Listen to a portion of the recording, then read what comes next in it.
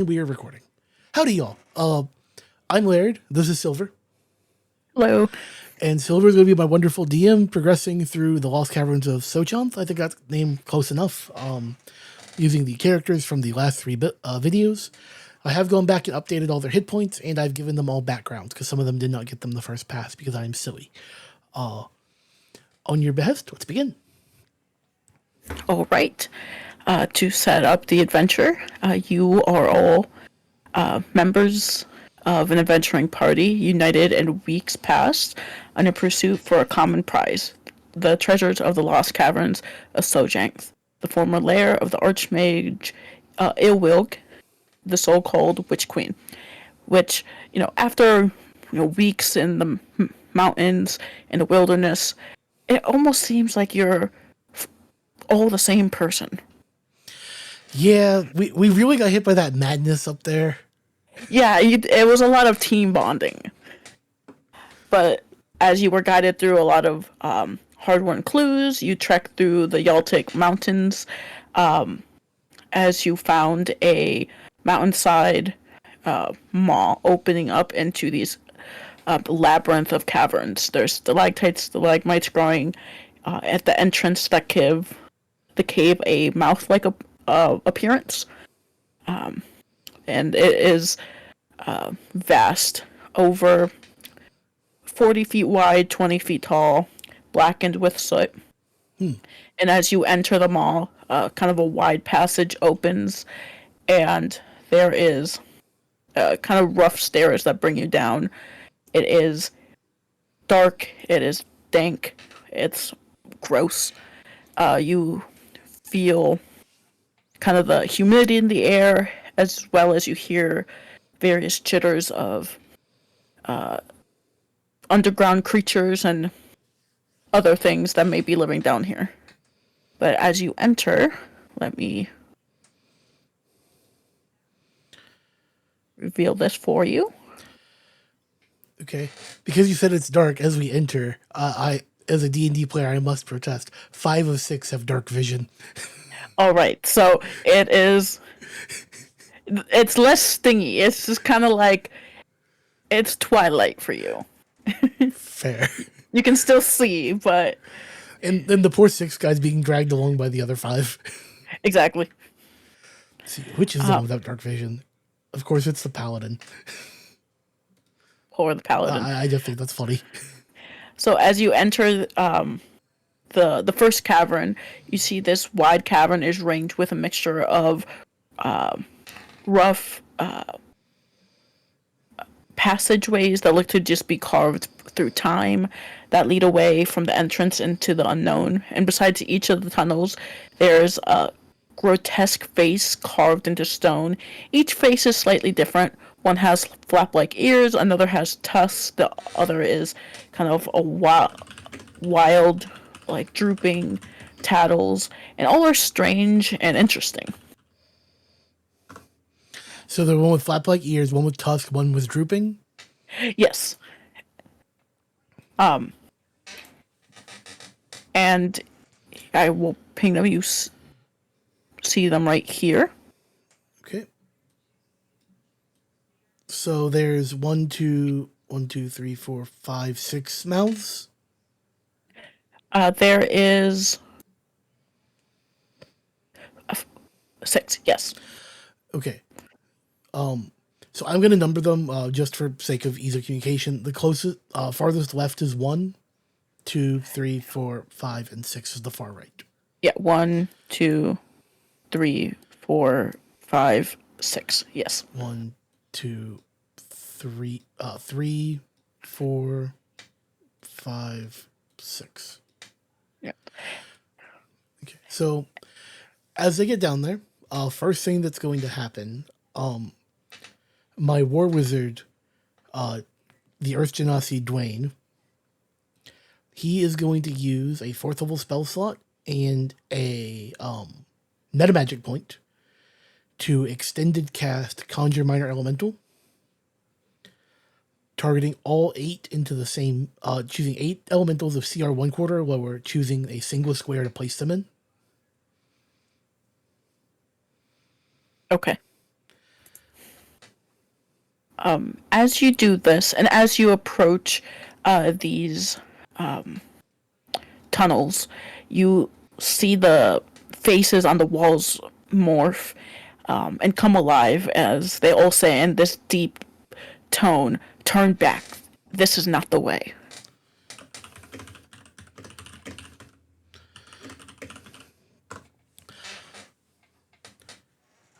Gonna say the Gloomstalker, Gary pipes up. Yeah, yeah, turn back. There's treasure this way, and we're greedy. With this, they repeat their same warning, "Turn back. This is not the way." Um, so the wizard's gonna be casting for a minute to finish Conjure Metal Bundle. So I'm gonna say, I would like for Gary the Gloomstalker to have a look around the room. All right. And I would say the Hobgoblin Marcus has given him guidance. Okay. You may make a perception check. Okay, and add a d4. So that was a 19 plus 4, so 23. 23. All right. You see that a bit further into the various caverns, not farther in that you can tell, but as you are scanning around the room in general, you see that within the mouth of each of these stone creatures, or stone mouths is a better word for them, there seems to be a glint of a gemstone.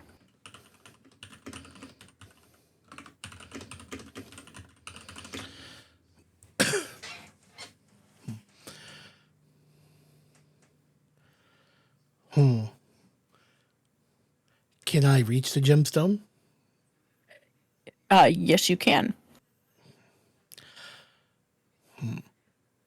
I can see it. Do I notice any form of trap or.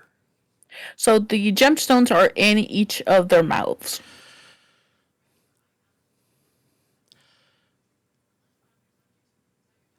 Uh,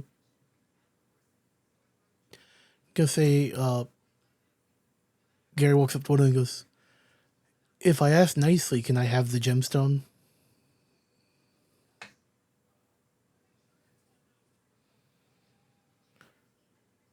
Uh, to which face are they speaking to? I'll say they are speaking to face number 1. Okay. So as they say this, all of them open up their mouths. Okay. Everyone splits up and, while saying thank you, grabs a stone. Okay. So each of you have grabbed a different gem that's worth 200 GP.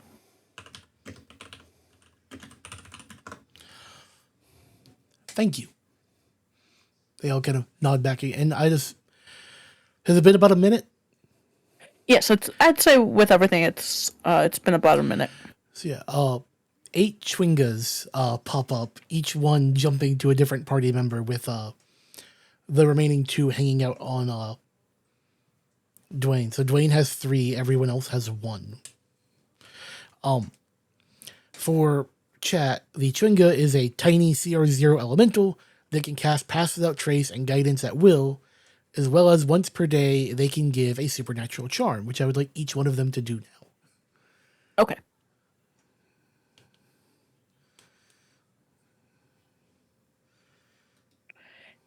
Yeah. And if you do, you have anything else you would like to ask the stone faces? They are blocking progression, right? No, they're just Okay, I thought they were in front, so they're like above or to the side of the openings. They're not blocking the path. yeah, they're kind of like overhead of the Okay. passageways. Um, I think I will start. There's 6 of them. I'm gonna do this the most D&D player way I can. I'm gonna roll a d6 real quick. Okay. We're gonna start passage number 6. Okay. which is this one. And all the Chwingos are going to cast Pass Without Trace, so everyone has a +10 to their stealth. Okay, so this one right here. Yes. And for sake of marching order, I'm going to have Gary in front, Marcus in second, Dwayne will be third, Peter, the paladin, will be fourth, Cryptic will be fifth, and Guy, the life cleric, wildfire druid, will be in the back. Okay. As you go down this corridor, I'm just gonna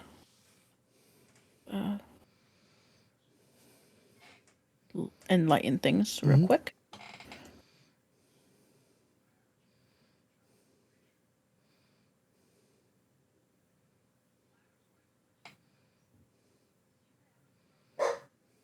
It is a very, very long corridor.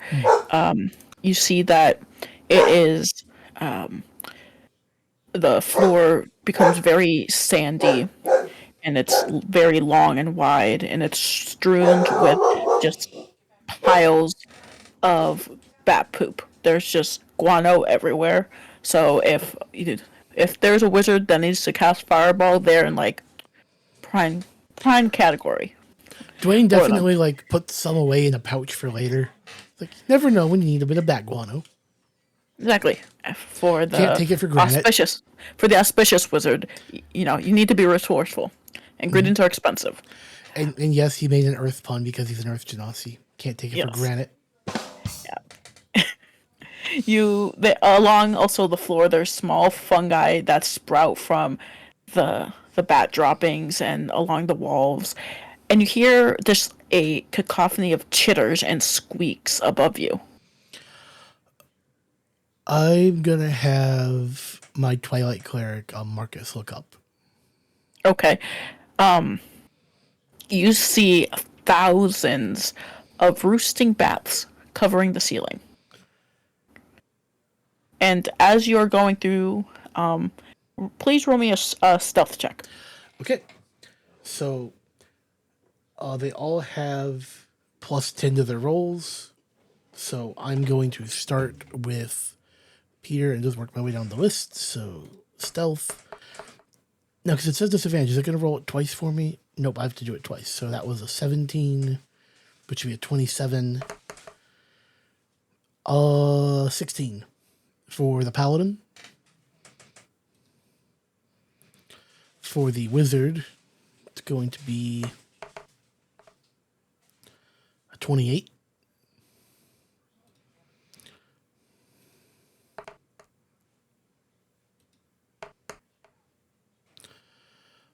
It's going to be a 27 for the Twilight Cleric.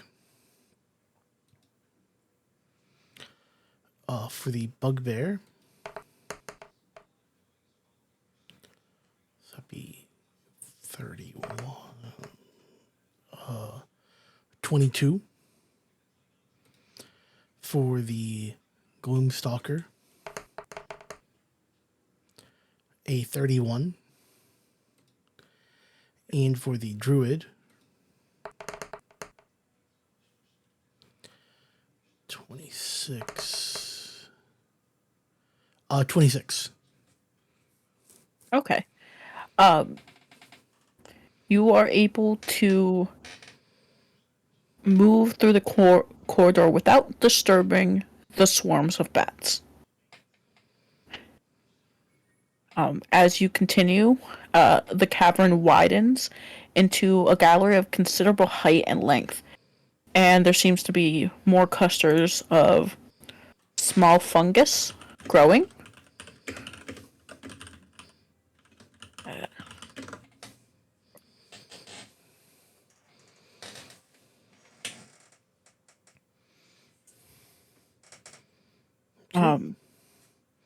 Through the chamber, and there seems to be like odd indentations, dots on the floor and walls at semi regular intervals. Somewhat farther in the back of the cave, a dim glow seems to cast flickering shadows across the walls. Okay.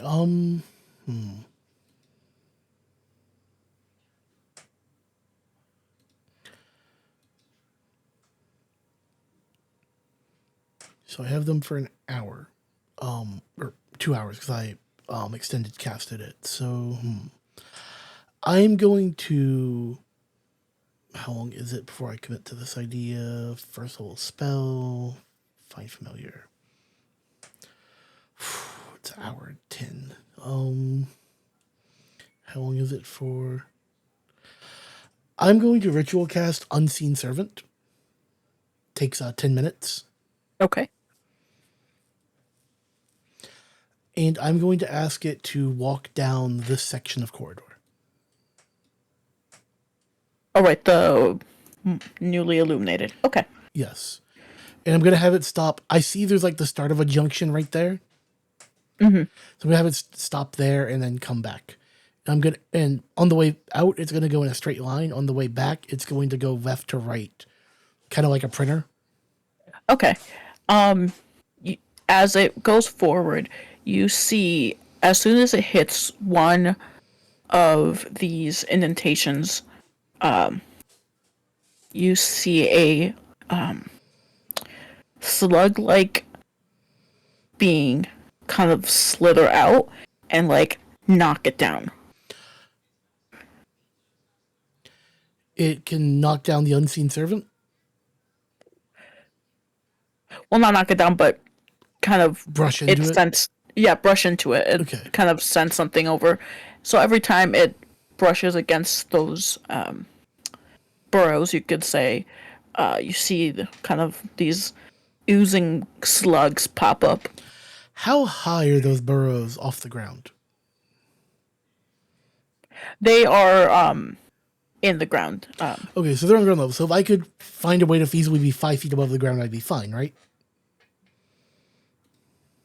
Yeah, Okay. I'm prepared. yeah, they're within the ground and within like the walls. Wait, wrong character sheet. No wonder I was confused. Okay. Oh, also, can I get the supernatural charms each party member got so I can add them to notes real quick? Oh yes, give me one Yes. moment. Apologies.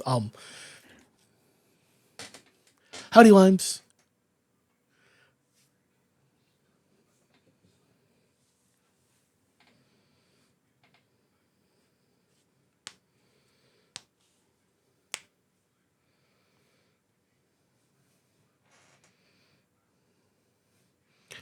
Okay, and how much can this hold? 3 feet diameter, 1 inch thick, floats 3 feet off the ground.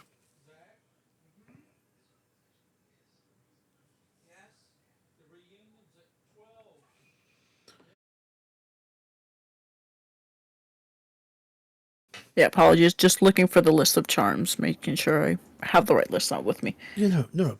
Don't worry. I'm just checking some stuff myself as well.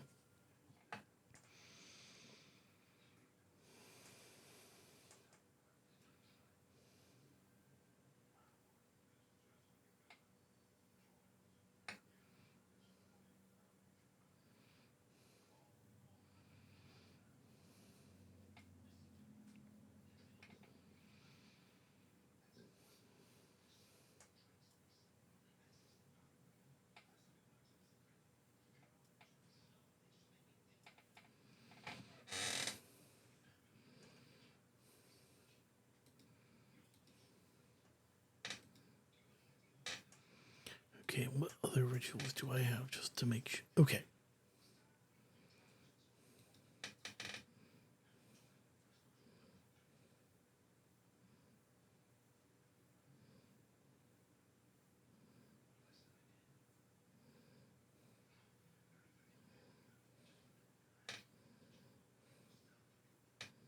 Well, hello. Hello? Yep. Okay. Still here. Just, I knew you were looking, so I'm thinking.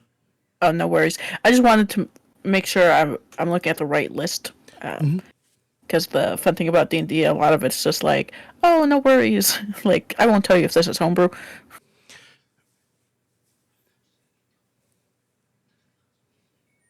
No, I feel that. I really wish like the wiki was never about sorting by source as well. Yeah. Let's see, sources, DM's guide.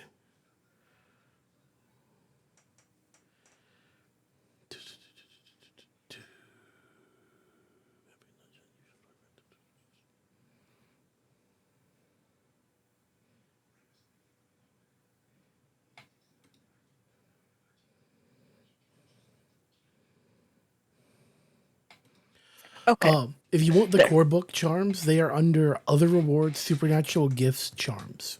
Yeah. I just found them. Yeah, takes a while to get them.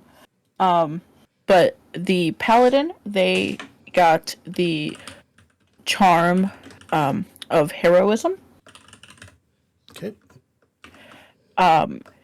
The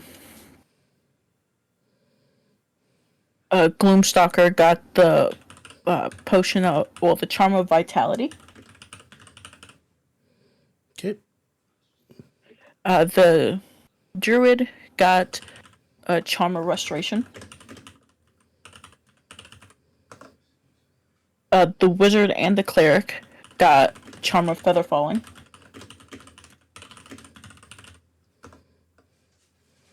One, two, three, four, five. Okay. And the warlock. And the warlock got the charm of the slayer. Okay.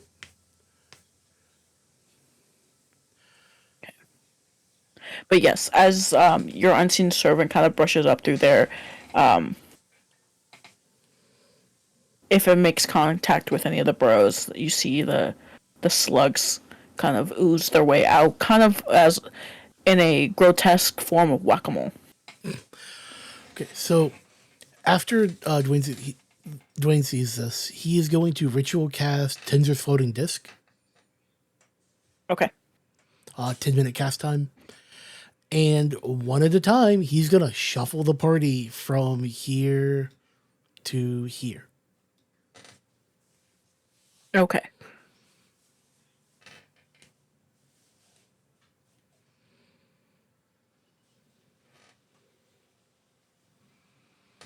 Minimal spell slot expenditure.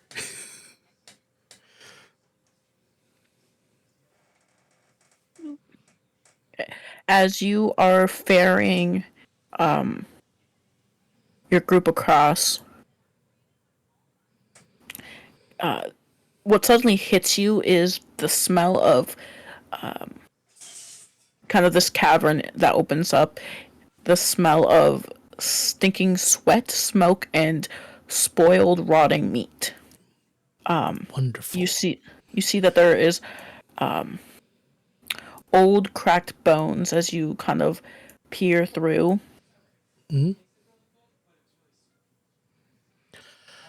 As they get to like this point, Yes.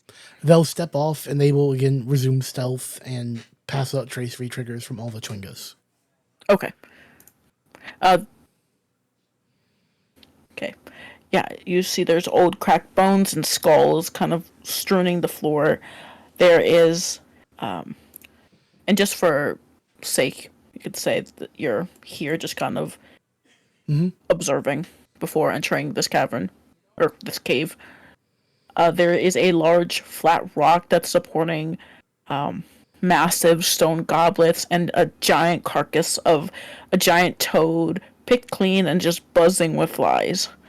You see two piles of filthy hides and skins as kind of makeshift beds at the far end of the cave, and there seems to be two hideous giants squatting near a circle of stones enclosing a fire. And above the roaring flames, there's a charred insect that's like slowly rotating on a spit. Okay, so there's two giants in here, like here and here. Yes, two. Let me pull them out so you can see where they are. Okay, you are thick, but you can see what they look like. Okay. Okay, I know what those are.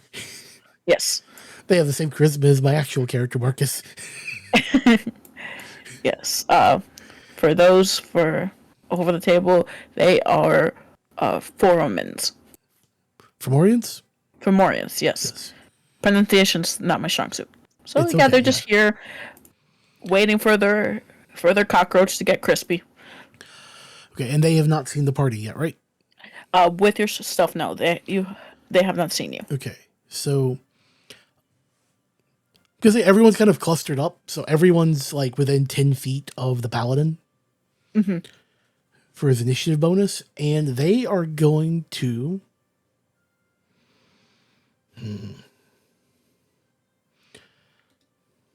So this is what I think it's. Yeah. It's definitely the fun choice. What the heck we're going for? Yeah. Before you do that, just cast me or just roll me another stuff check. Okay. And they all still have their plus 10, so I'll start with this is the druid. That would be a 13. Then the ranger 37. Rangers being the overachiever right here. The warlock 20. The twilight cleric 16.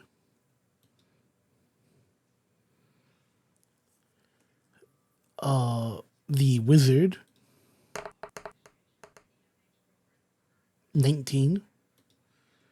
And the paladin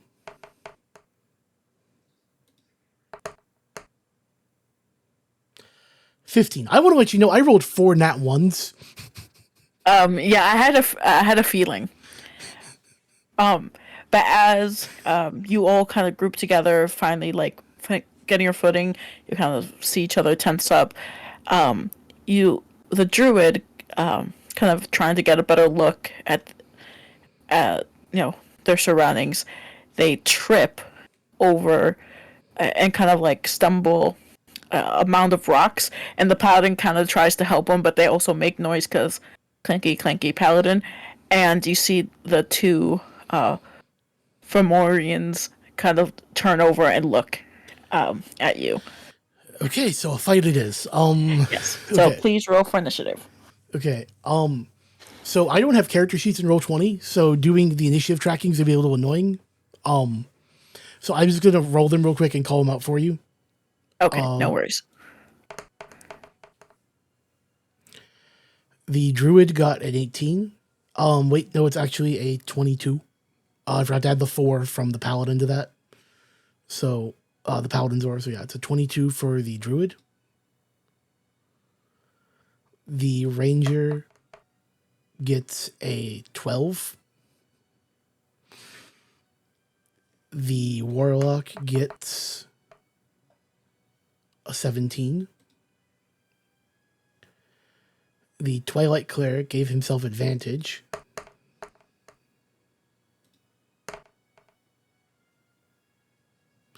So that would be a. I need to pull up the list again. How do you pull up the? Okay, there it is.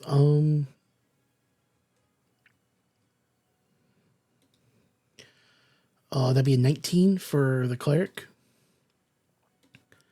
Okay. The wizard, an 18.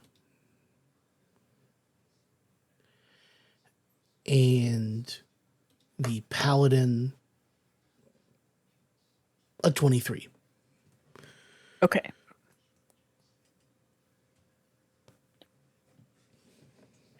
Okay. To make this a bit easier, would you like this on a separate sheet? Yes. Okay.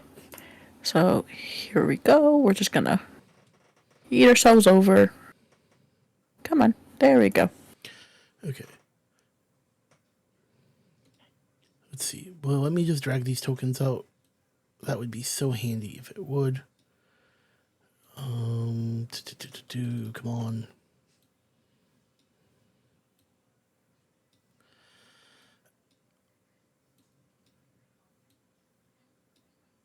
Okay, unfortunately, you're gonna have to assign me 6 character sheets real quick. All right. And I'm gonna have to just attach tokens to them.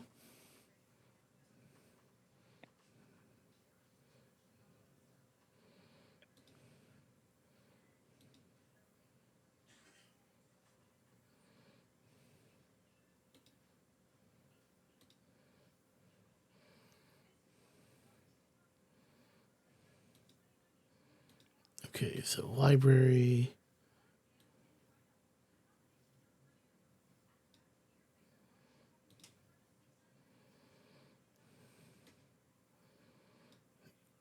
Come on. Yeah, just let me know when if you're getting them. Let's see. I have 4 right now. Okay.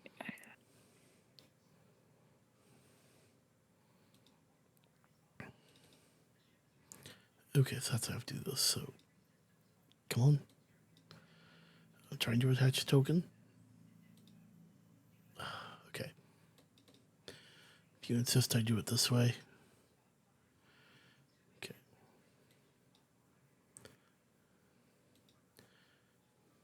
Yeah, we have to love Roll20's insistence on things. Yep. So here you see like the fire pit. Yep. I'm going to disable the capture for just a second, guys, so I can keep opening my file explorer without worrying about what y'all see. Not that there's anything bad in there, just personal Don't want to information. dox yourself. Yeah. Understood. Cut off capture, click to upload. Okay. That was the wrong version of the token, wasn't it? No, that was the right one. Okay.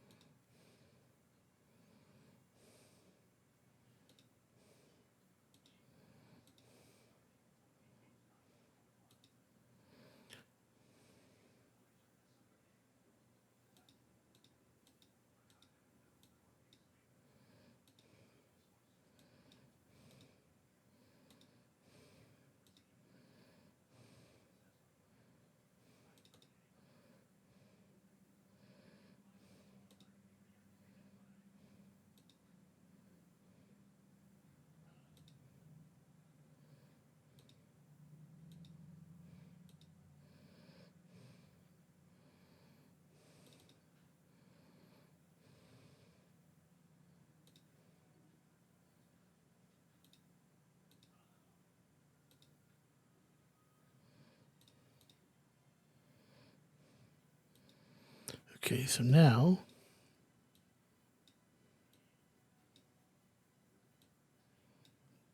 2, 3, 4, 5. Oh, I forgot. Last person. Okay, edit, upload. I forgot you're somewhere else. I'm like, you're over here. Okay.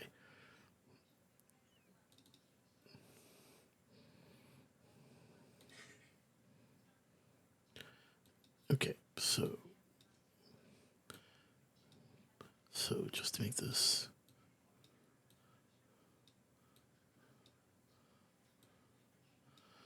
Okay, and you are already concentrating on something, so let me mark your concentration.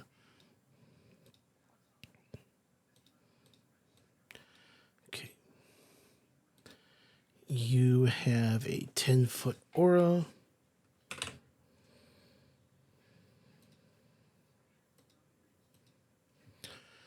Okay. And captures back. Okay. Ready to roll. All right. I have.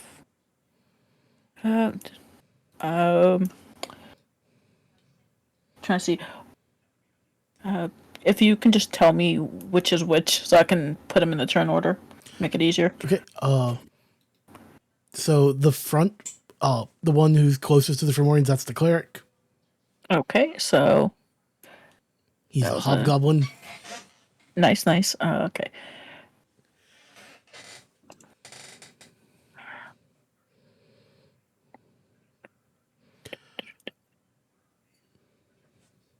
Yes, apologies for some slight technical difficulties. Roll 20 and D&D Beyond do not work together near as well as they should. Yeah, one day, but today is not the day. Okay, trying to add you into the initiative because that's Right always click each welcome. one and just say add turn. Okay. Oh, okay. Yep, and then I will just pull up the chart here and Yeah. All right. Add turn. game I log. have them written Oh, down. you have them written down? Okay. Yes. I don't trust myself with technology, hence, I will just You go for the good old pen and paper. you also only have one of the Fomorians on your list. Oh, they. Funny enough, they rolled the same initiative. Okay. Made it easier. Now I'm The curious. Heron Gone is. This one, Uh, yes. the Paladin. Paladin. Thank you. Yes, with the stupid high initiative stat. Yeah. What did they roll? Uh, they got. I have to pull up the log. It's the last thing rolled. A 23. 23. Okay. The Earth Genasi Wizard got This one. 18. Yep. Yep. 18. Yes. Uh, is that the Twilight Cleric? Twilight Cleric front. They got a 19. This one. Okay. Okay. I already got that one. So they Yep. are the Gloomstalker. Yes. Gloomstalker back corner. Next Okay, to so the they main. got a Yep. 12. This is the Bugbear. Got a 17. Yep. And The Druid is the last Druid. one over here. Thank you. Yep. Okay. We. So numerically in ascending order. Okay. Other way around. Do you want There we descending? go. Yeah. Decent. Okay. Okay. I kind of like what we have here.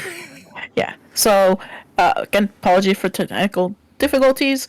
And so, yeah, just for brevity's sake, I kind of made a quick sketch um, to be helpful, but yes. So, first off is the Heron Gun. Okay. They're going to go 5, 10, 15, 20, 25, 30 feet. Okay. And then, let's see, do they have a line of sight? Kind of. Just to make sure it's clear, I'm going to use their bonus action hop because they are a Herringon. So they have what rabbit hop. They can move 20 feet. Yes. So 5, 10, 15. That's all I need. All right. And then they are going to, for their action, they're going to Eldritch Blast. Okay. We love an Eldritch Bash. And because I took the Dow Genie, they're also going to take +4, what's it called?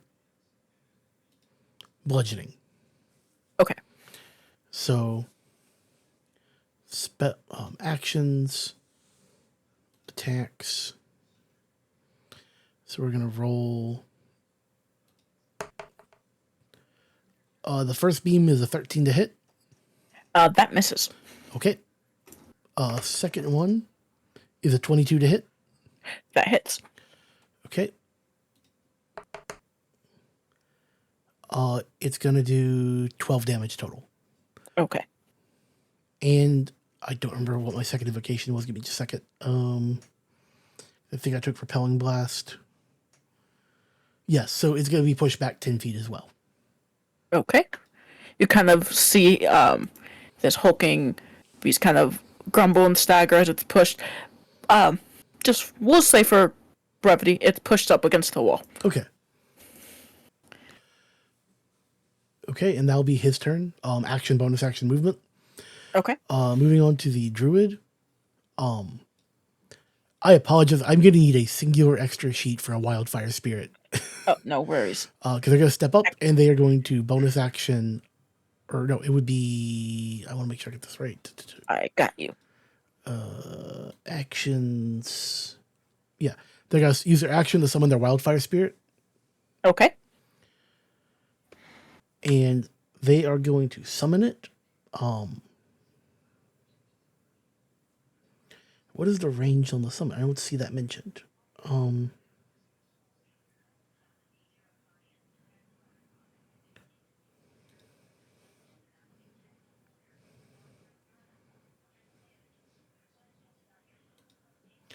okay. So we're just gonna summon it directly behind me. Edit directly. Edit. Apologies, chat. You have to close the capture again for a second. Click to upload. Oh, wait, actually, I have a better choice from the library if I can access my own stuff real quick. Just double click. Where's the creepy shadow monster that Marcus uses for his You have to make sure it is for the aesthetic. come on.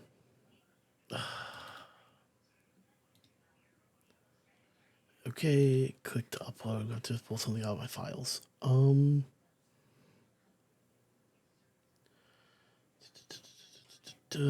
on, scroll down. I've got something in here. Okay. I'm just gonna use a lesson token from a previous fight. Save changes. Close. Okay, and boop. He'll be right there. All right.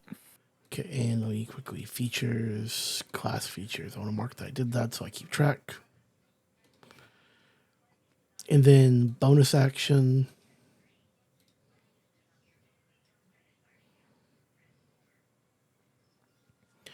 Let's see. What's the distance? So 70, 65. He's commanded to go 15 feet forward, use its fiery seed, and then go 15 feet back. Okay. So it's going to step up to here. It's and it's going to do fiery seed, which I don't think I get a separate set of rolls for. So just going to do it this way real quick. 1d20. That'd be a 24 to hit. Yep, that hits. Okay, for 1d6 plus 4 fire. It's going to take 5 fire damage. Okay. And then it's going to retreat back here to safety.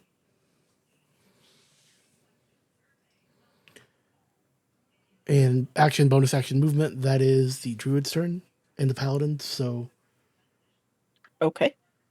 you're just not ticking down the turn order. So I'm having to. Okay, thank you. Cleric, he's going to step up 5, 10, 15, 20, 25, 30. Let's see. Let me look at his spells and distance. Spells.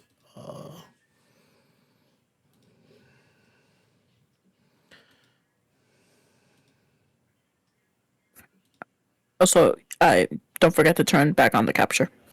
Thank you. Sorry y'all were in the dark for a second.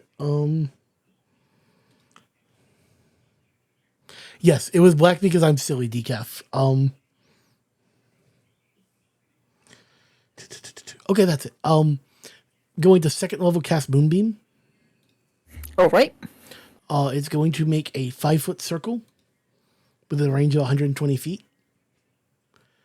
And I'm going to put it right on top of this guy. All right.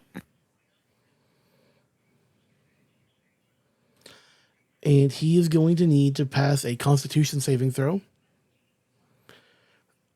And on a success, he will take half. On a failure, he will take 2d10.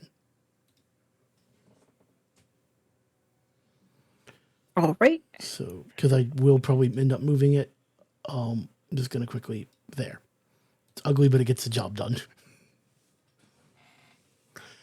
And to denote he is concentrating, yield stopwatch. Okay. Had to pass. What was the save? 19 con. No. Okay. Okay, they failed with a 17. Okay, and now let me go here to do. Okay, they take 5 damage.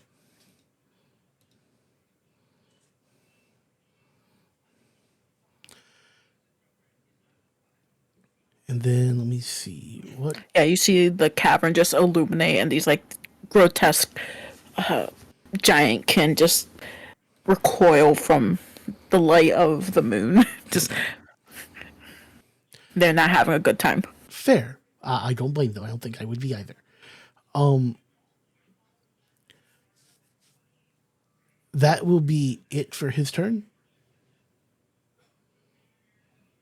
All right. Wizard 5, 10, 15, 20, 25, 30.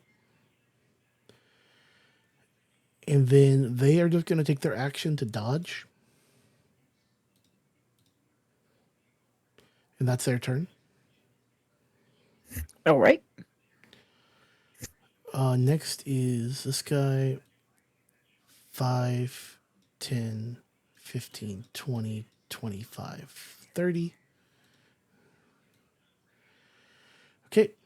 He's going to use his bonus action to apply Hexblade's Curse to the one that's being encircled by Moonbeam.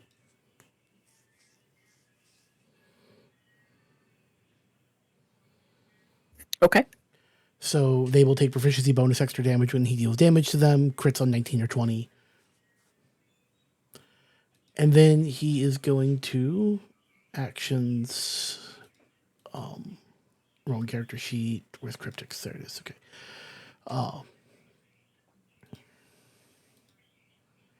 He's going to Eldritch Blast. We'll just use that eye for the hexblade. Okay. First one's a crit. Woo. So it's going to be 4d10 plus 8. Because plus 4 from Charisma, plus 4 from what's it called? Plus 4 from Hexblade's Curse. So the first beam is going to do 40 damage. It will not push back. And then the second beam hits for 27. Yep, that hits.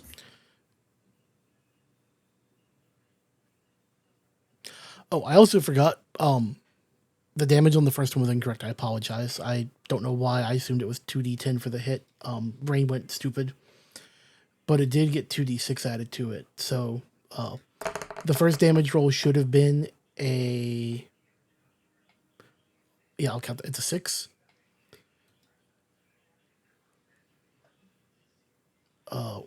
Wait. Scratch that. 10 plus 8. 18. 18 was the first damage. And the second one was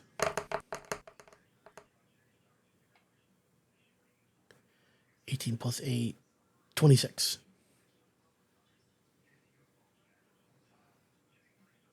So the total would be 32.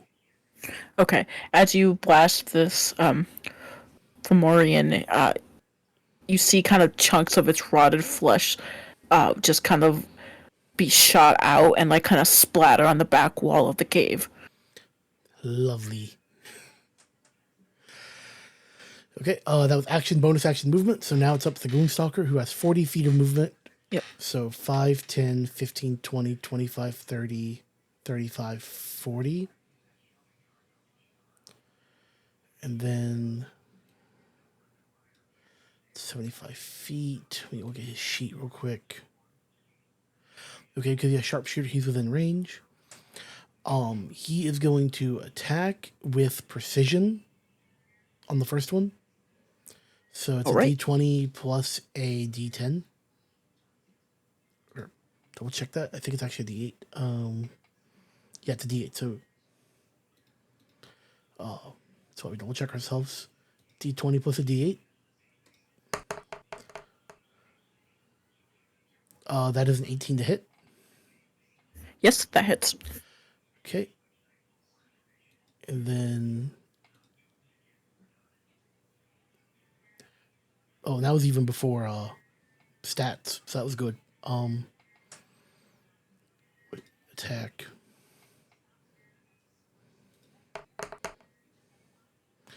18 damage. Okay. Second one. He's not gonna add precision. 24 to hit. Yes, that hits. Okay. 18 damage again. And then third attack, which gets the Dread Ambush, your bonus D8 of damage. 17 to hit. Yes, that hits. For 23... 27 damage. Okay. As kind of you just unload on your, I'm assuming arrows, you just kind of see them pierce. You see them kind of one shoots up into his face and like takes out an eyeball. The other one takes out another part of his shoulder. The poor guy's looking rough. Okay. You say he's looking pretty rough? Yes. Okay, so he's going to action surge and do it again. Okay. So attack number 4. Crit. Okay. So 25. Yeah, that's correct. So 25 damage. Okay. Next attack is going to be a 18 to hit Yes, that hits. And yeah. for 18 more damage. Okay. How do you want to do this? Describe how you take down this Fomorian. He almost can't be seen amongst the chaos of battle. Just this Fomorian's looking at this kind of like shady group at the door, and then it just feels a light sting, and then it's just walloped by arrows. And I still have one more attack left. Let's see.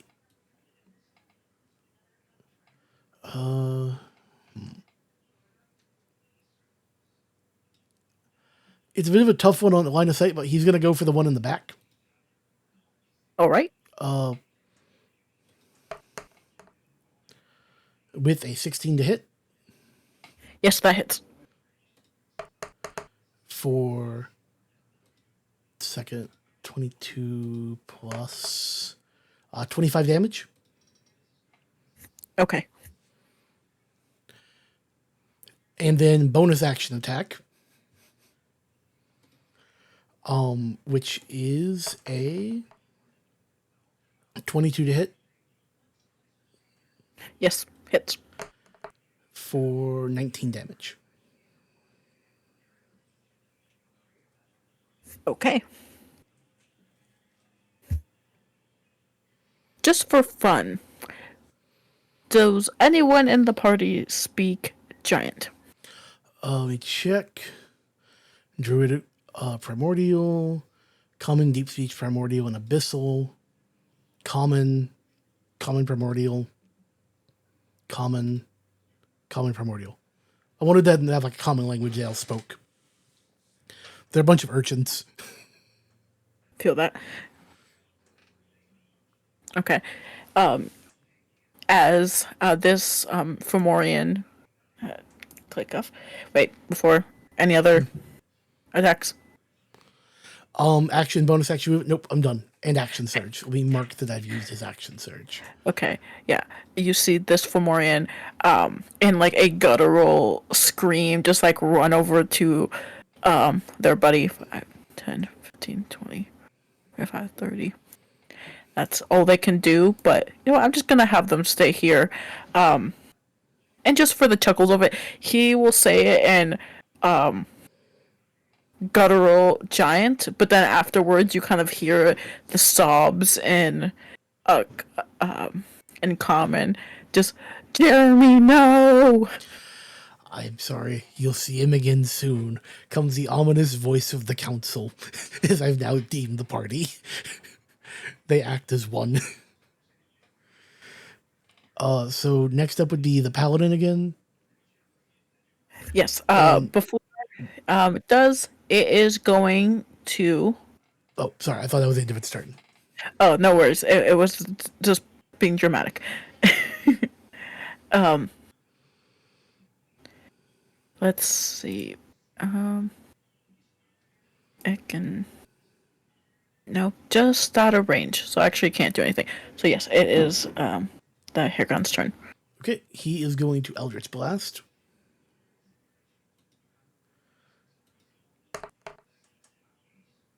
-- 25 to hit Yes, that hits. for 14 damage. 10 plus 4 from Dow. All right. And 10 feet of pushback.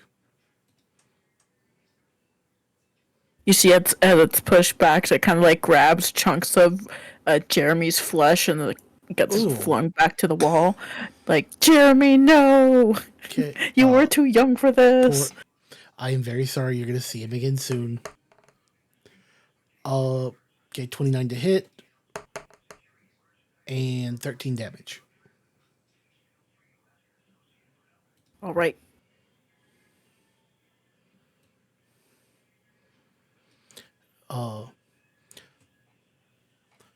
Let's see. What's my druid going to do? Spells, cantrips.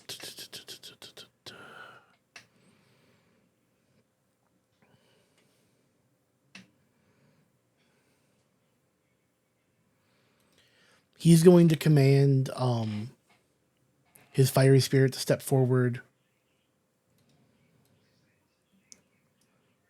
So that'd be 5, 10, 15, 20 feet forward, or 25 feet, and then Okay. do its fiery spit and step back again. And for his action, he is going to dodge. Okay. First, fiery spit was damage. It's a d6 plus 4 with a 1d20 plus 8 to hit.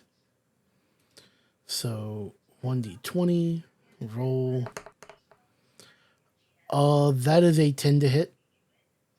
That does not hit. Okay, and then it's going to step 5 feet back, and that'll be the end of the druid's turn. Oh, Okay, cleric, 5, 10, 15. Oh, okay. And then he is going to spells. Do.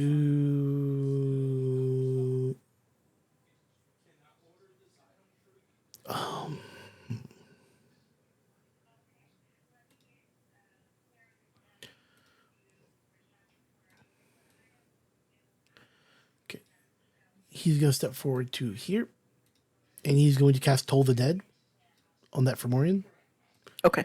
They need to pass a DC 19 Wisdom save, or take 2d12, because they are already injured. That is a natural one. He's really mourning Jeremy. Okay, so I'm very sorry. Hopefully this helps you see him soon. That is a 9. But wait, because of level, sorry, I have to do parts of this manually because D&D Beyond. So let me add a D8 to that. So 17. 17 total? 9 necrotic, 8 radiant. Okay.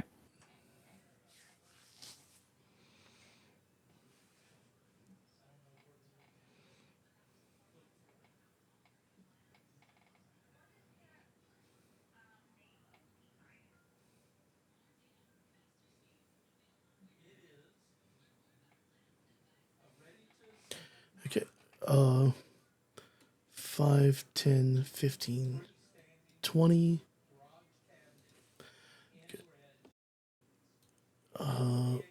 Let's see.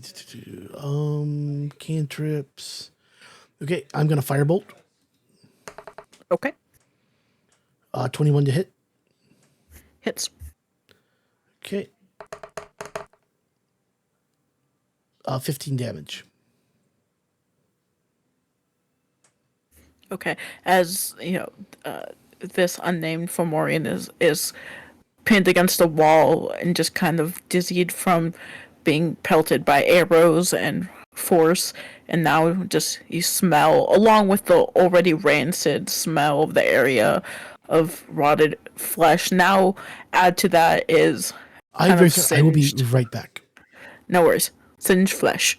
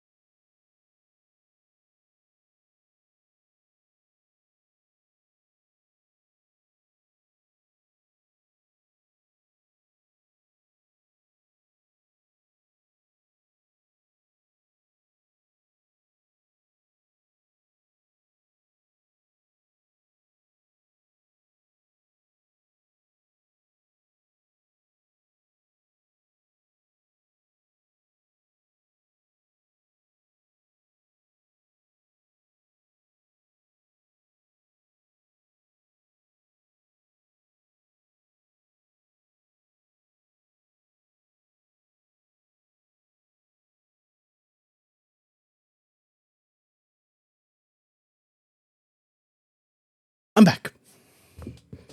Okay, welcome back. Sorry about that.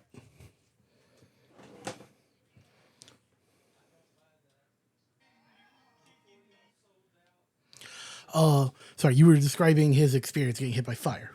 Oh, no worries. Yes, just along with the mingling smell of kind of the rotting flesh. There's you can also add burning flesh onto the list. Lovely.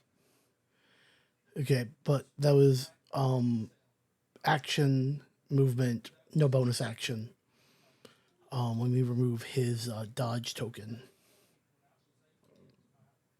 Okay, end of his turn. So now it's the bugbear. Yep. 5, 10, 15, 20, 25. Just counting the pass through movement there. Oh, it scrambled them. He is going to Eldritch Blast. All right. Uh, do, do, do, do. 25 to hit. That And that's hits. the Hexblade Curse target, right? The Hexblade's curse star is dead. Okay. Just double checking before I did damage. Thank you. 9 for the first beam. Yep, that hits. Okay. 15 to hit on second beam. Oh wait, sorry. It was 9 to hit, Oh, or no, was 9 is that? damage. Oh, 9 was damage. Sorry. Yes, Yes, sorry. 15 does hit. Okay. And 10 damage.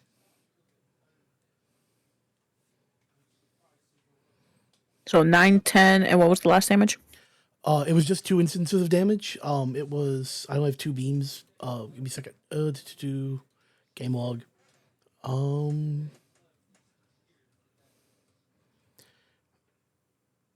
It was 9 and 10 damage, so 19 total for the round. Okay, thank you.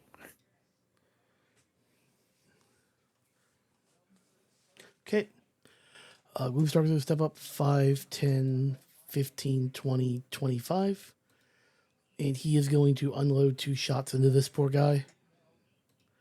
Okay, at this point, the poor Fomorian is just sobbing and giant. 27 to hit. Yes, that hits. 22 damage. Okay. Describe how you take. Well, his name was Ron. How would you take Ron out of his misery? Gary does a very dramatic, like, pistol twirl with a hand crossbow and just no look shoots. Yeah, you just hear the cries of a sad Fomorian wanting his best friend Jeremy back. As you know, you finally take him out. Initiative is dropped, and we will return back to The main map. yes. We yes go. Okay, so they are immediately going to spread out and search the room. All right. Gary is going to lead, being helped by Marcus. Specifically being helped because Marcus has the racial feature to give him bonus on helps. Okay. He's going to use hospitality, so they both get 1d6 plus 4 temp HP. Okay. Whoever just roll an investigation check throughout Okay, the room. Are investigation. you looking? Yeah. Are you looking for anywhere specific in the room, or They're just because going to there's start. Let me look. They're going to yeah, so start there's with the these big piles. okay the beds. Got it. Yep. Okay, so investigation, and it's going to roll twice. And they're both, and he's going to get guidance from his Twinga. So that was a 12, that was a 2, so let's take the 12 roll.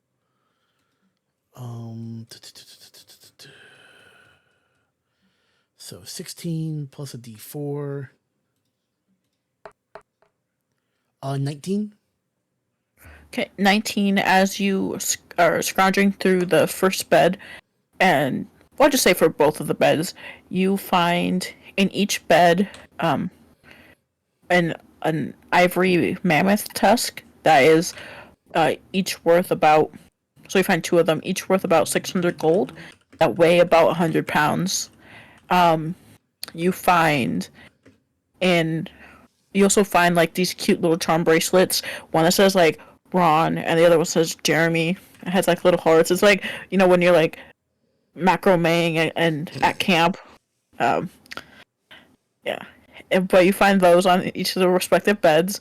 You find on Jeremy's bed a spell scroll of levitate, and you also find a beaten copper bowl that has very bright and vibrant lapis lazuli handles, which is worth about 750.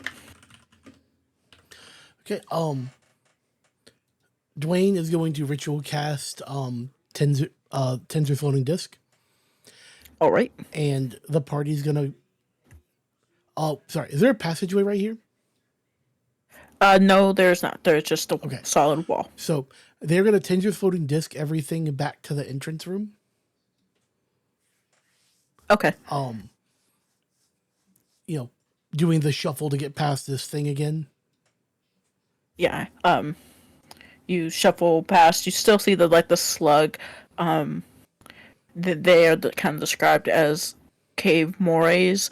So if you want to say like it's a moray, think it says it's slug like. I like to think it's like a moray eel that has like a little Italian hat, but that's Yeah, just me. Peter, the Herringon Paladin, definitely sings while dancing his feet off the edge of the Tensor's floating disc, knowing he's Yes, like yes, just out of range. yeah, And for sake of humor, he sings very off key. yes, lovely. Okay, just gonna move that. Okay, so you return back to the main foyer. And after Uh, they're gonna drop the tusk off at the door. okay. Would it be unreasonable to assume they have like a horse and cart outside they've been with going the last few days? No, maybe not a horse and cart, just it has been through treacherous mountains, but I'd Fair. say cart. Okay. He unseen servants and has the servant drag the tusk up there. All right. And then how long has it been since we entered the dungeon? Would you say? I'd say it's maybe been about like an hour. Okay, so I still have an hour left on the extended cast Chwingas. They are going to go. The party's going to come back to this point. All right. Features. Okay. Oh, and of minor note, it doesn't really change anything except for when he's juggling spell slots. Dwayne did not cast the initial minor elemental. My druid did because he's the one with meta magic adept. Okay. No worries. I'm just shuffling the slots real quick so I get it right. Mistake on my part. I'm juggling 6 character sheets. I'm gonna make some mistakes. Hey, no worries.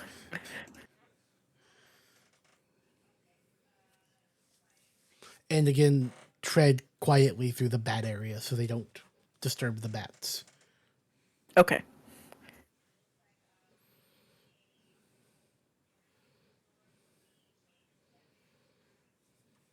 As you return to the entry cavern,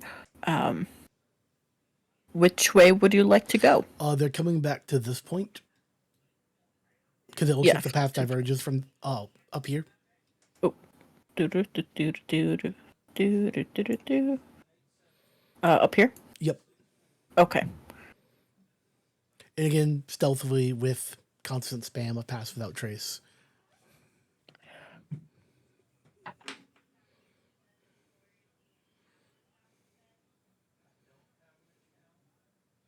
Okay. As you are approaching this kind of ledge drop off, you see. Well, first you hear roaring water, Okay, good to know. and there's essentially a bit of a river ledge. Yep, I see that little spot. How far is that jump? They're 10-foot squares, right? So it'd be a 10, 20, Yes. 30, 40, a 40-foot jump roughly? Yes, about a 40-foot jump. Okay.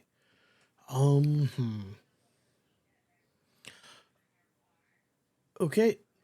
For now, they will backtrack. Back to the main room, and they will go through tunnel 1. Okay.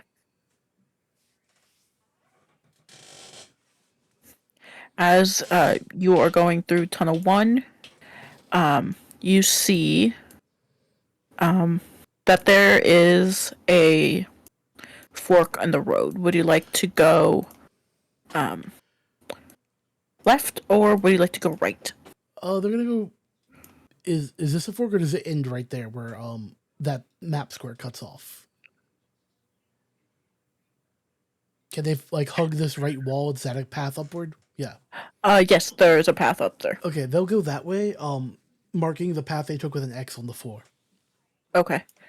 As you go up, it is it's a very short path. You see that there is nothing here. It just seems to be a dead end. Okay. Uh, they double back. In particular,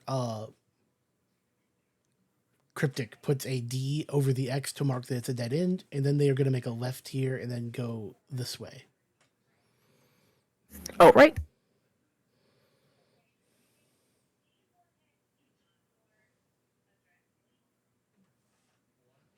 Okay, as you continue down this corridor, again, what hits you is the smell of.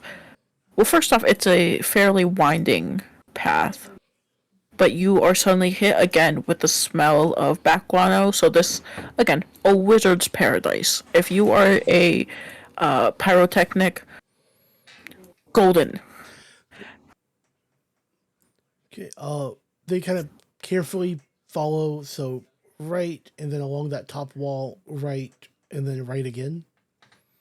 Yep. So this is a very vaulted cave, again covered in backguano. There's large leaves, large leather hides that are hanging from the stalactites above, flapping in a chilly draft. And then again, you hear the sound of flowing water echo from the far side of the cave. And it's over 50 feet high, this cave. Yeah, they're moving cautiously. Communicate mostly in like hand signs. Okay. Is there anything in this cavern when they get to this opening? Or is it just more of the same? When you get to the opening, first off, roll me.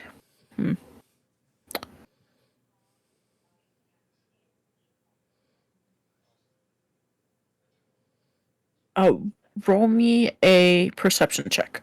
Okay. Let's see.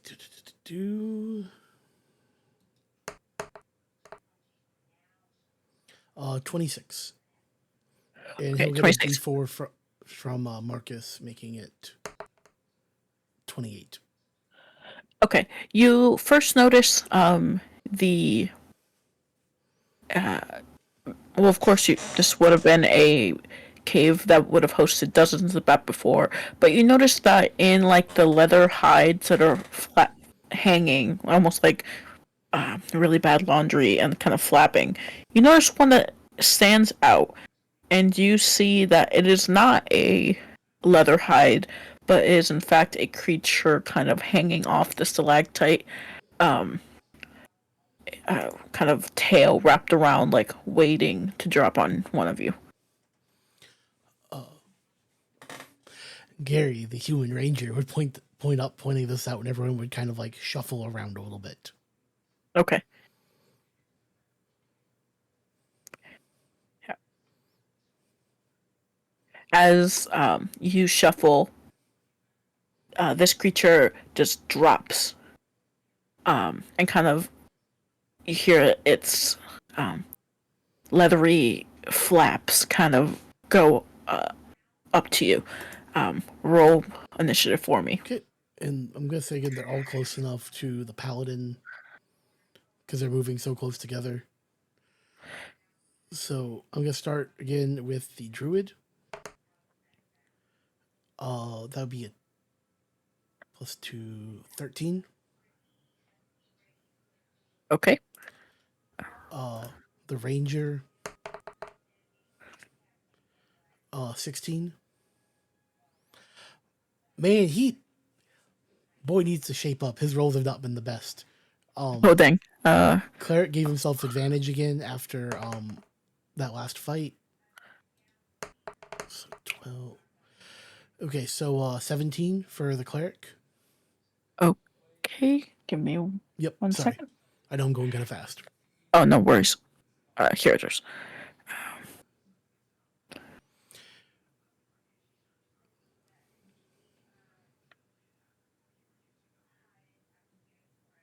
Yeah.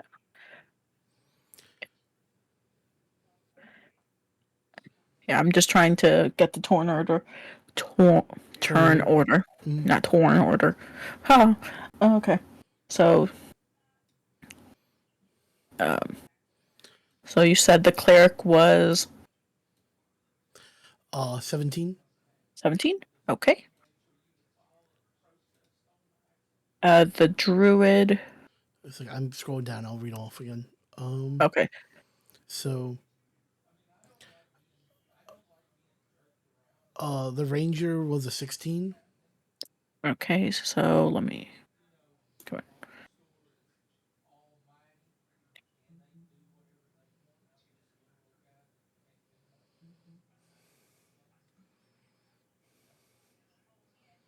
Okay. The druid was a 13. Okay. Where's the druid? Sorry. Druid is this one Okay. with his wildfire spirit right behind him, and he would know. Technically, he is the one concentrating. And drop that. And okay. And what was he concentrating on?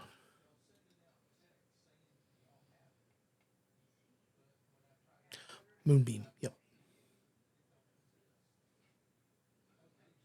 Okay, and then the warlock is a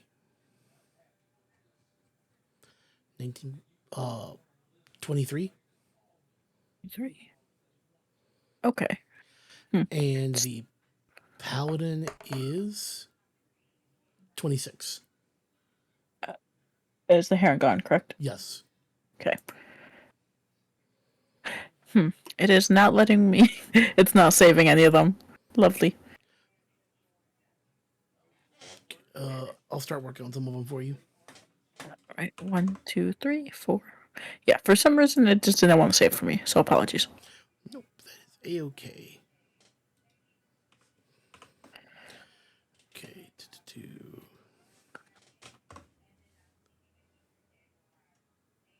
no, that, and then this this was the 12. Okay. Yep. Okay. There you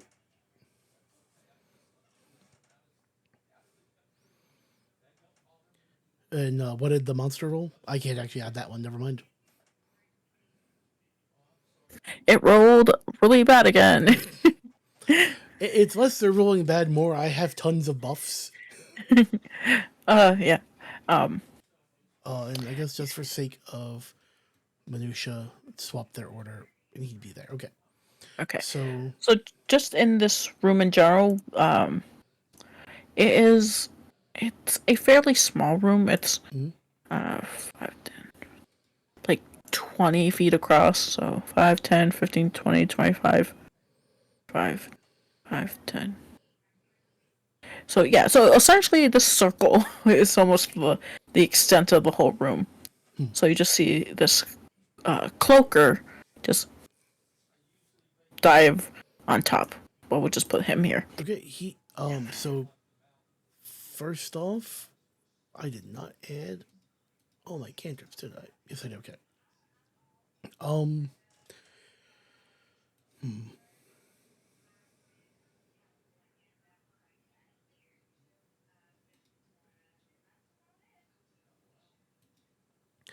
okay.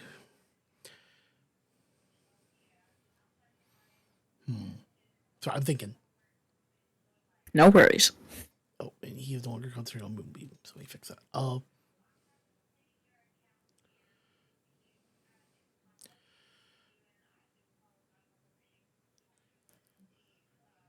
let's see. Features, racial traits.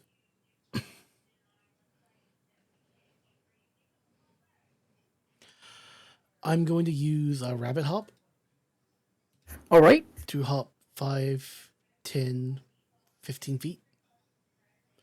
And then I'm going to Eldritch Blast. Okay.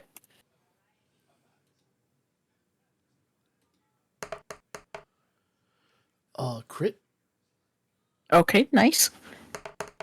Additional +4 because Dow, so 19 force damage, and it's pushed back 10 feet. Okay. You kind of see this. It's essentially like a really, really ugly stingray, but I don't know. I guess like depressed because underground. So 5, 10. Okay, and then second one is going to 28 to hit. Yes, that hits. Okay, and it's going to be 11 damage. I'm not going to push back on the second one. Okay. And that'll be end of his turn. All right. Okay, There's then Cryptic is going. we love cryptic. Yep. Eldritch Blast. 17 to hit. Yes, that hits. It's going to be 1d10 plus 4 plus 2d6. So let me quickly just. 9 damage. Okay. Second beam. 20 to hit. Yes, that hits. Okay. And it's also going to be the 1d20 plus 2d6. Or 1d10 plus 2d6 plus 4. 12. 16 to hit. Or 16 damage. Sorry, 16 damage. Okay. And that will be his turn. All right. You see this very fugly looking stingray pancake needs a hug. Just kind of getting pummeled. You see more rips appear in their stingray wings as their like chameleon appearance of leather kind of comes into fruition as it slowly becomes less leather, more Swiss cheese. So that would be his turn. Next would be Marcus, and he is just going to toll the dead. They need to make a where's my cantrips? DC 19 Wisdom saving throw. Okay. They fail. Okay. They take 5 damage. I rolled a 1, a 3, and a 1 on 2d12 and a D10. We love that. or D8, sorry. Next is the Ranger. And I have a suspicious feeling things are about to wrap up real fast. First attack, 22 to hit, Yes, that hits. 21 damage. Yep.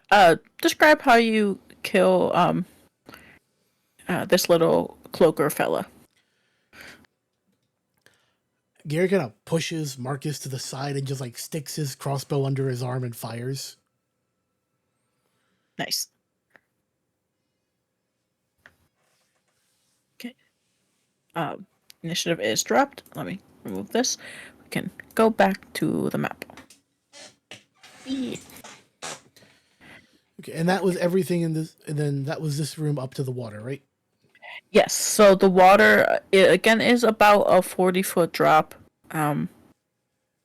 You kind of with your sound and also with your vision, you see it looks to be like a river going down. Would I know if I could Tinder's floating disc across? Can I see what's on the other side of the river from there? With 300 feet of dark vision? I'd say yes, you can. You see that there is another passageway. Okay, yeah. Dwayne would ritual cast Tinder's floating disc and shuffle the party to here. Okay. Yeah. As when you think it's been about 2 hours in game, let me know and I'll recast the Chwingas. Okay, I'd say with all this, with the since there was a few turns, I'd say it's about 2 hours. Okay. So yeah, Guy will now spend a second 4th level spell slot and his second meta magic point to recast 8 Chwingas. All right. And distribute them to each of the party members. So there's 6 party members, so everyone gets 1 and he gets 3.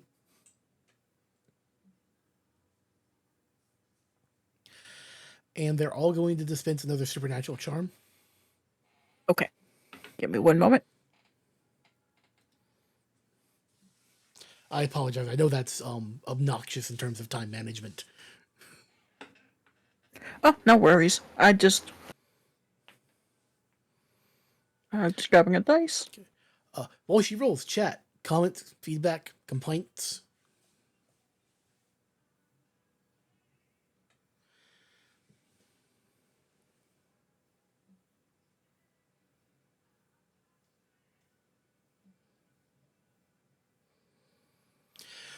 Back where the mores were, I was expecting like saw blades or something to drop out of the ceiling, and those are like the notches they fell from like Dark Souls dungeons.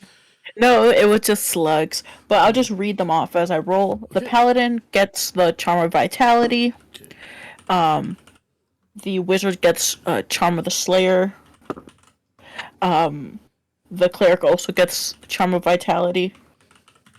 The bugbear gets the charm of feather falling. Gloomstalker ranger gets charm of heroism. And the druid gets charm of dark vision.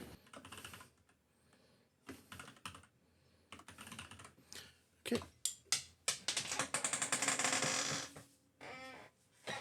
So they've all made it over here, and they all now have the new +10 to stealth from a new batch of Chwingas for 2 more hours. And they are going to slowly progress forward. Okay. As you progress further, you hear again more of the sound of running water. The rest of the cave seems similar to the entranceway until you get to about here. There is a bridge going across the river, and you notice as well that the kind of direction of the river itself has changed. So you're not sure if this is a separate river or just kind of an offshoot of where it was before. But you see that this bridge is decorated with reliefs of gargoyles spanning the West River, kind of flowing from its source, and you hear the sound of roaring water echoing down from downstream, and there's a short distance beyond the river, or from beyond the bridge. Apologies. The river becomes a waterfall, and the lake, the kind of like the creatures and everything and stuff, is beyond the scope of everything, but of what you can see. It just seems as the water continues to kind of flow this way. Again, it kind of goes into a waterfall, and it's just like endless dark. But you do see that it does connect to more passageways up here. Okay. They're gonna go across one at a time.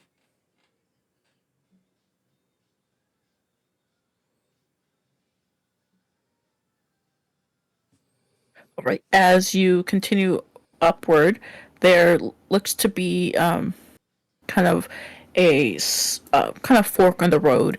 You can either go up north here, or here. This way, I'll let you know, is another dead end. Okay. Uh, we'll go this way first. All right.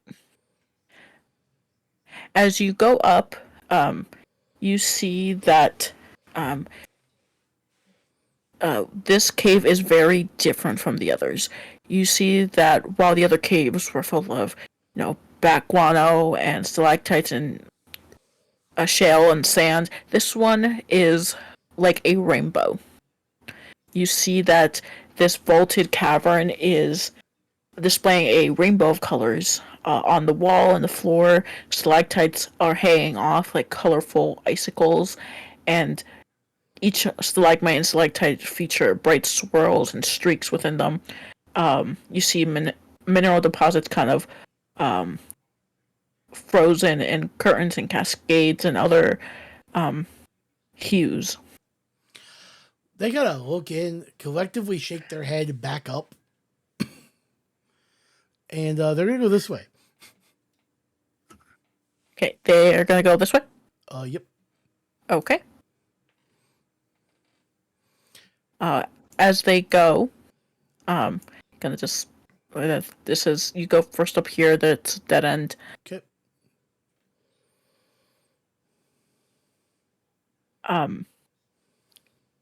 You see this area, and it is very brightly lit.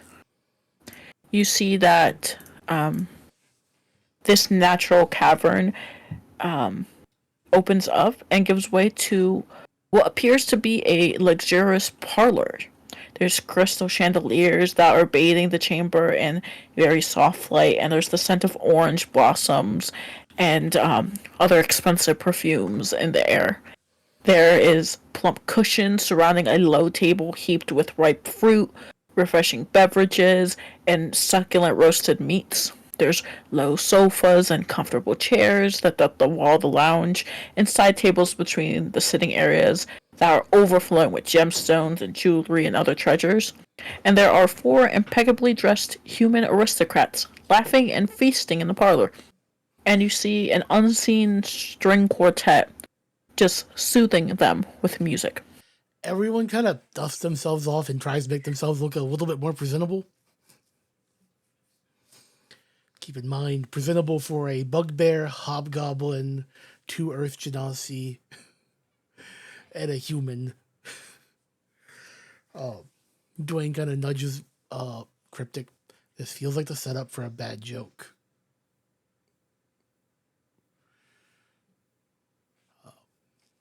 Strong pause. Cryptic speaks up. Hello? May we enter? Oh, of course. Come, come. Enjoy yourselves. I don't think we're much for food or drink, but we do appreciate the hospitality.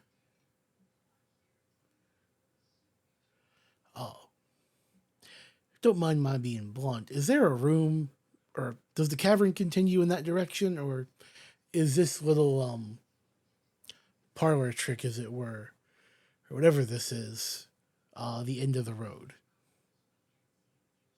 Oh, well, there's plenty more to see, but come sit down, rest your feet. I'm good. I really do appreciate it, but I am good. I mean no disrespect by that, of course. My friends and I have much to do before we rest.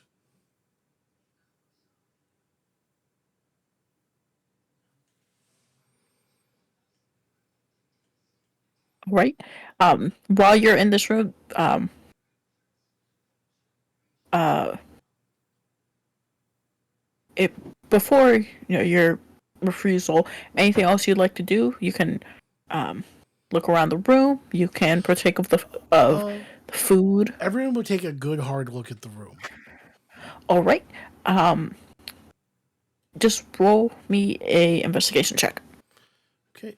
Uh, have each of them do it because they all want to look around. Okay. 16. If I get something higher than 16, I'll let you know. 17.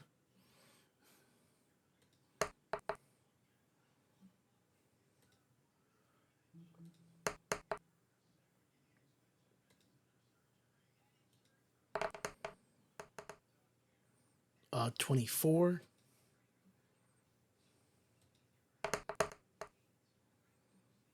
24 is my highest. All right. For the most part, the majority of you don't seem to notice anything that's wrong. But the person that rolled the 24, you notice that, yeah, this is all an illusion. The food seems real, but the aristocrats, the chamber itself, the finery, oh, it just seems to be an illusion. Dwayne speaks up because he's the one who rolled well. Look, someone or some things here because the rest of this ain't real. And everyone kind of huddles up. Okay. As the illusion is broken, um, from the top of the chamber, a Dow jumps down, well, kind of floats down, blocking your way out.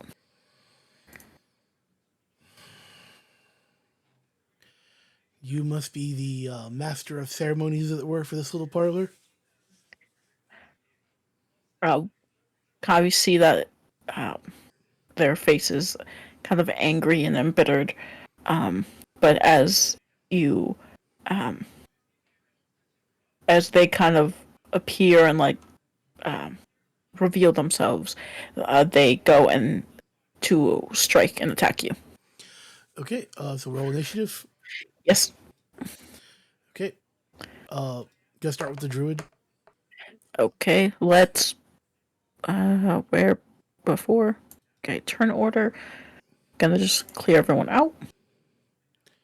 Okay, Um. Okay. Clear. And I'm going to take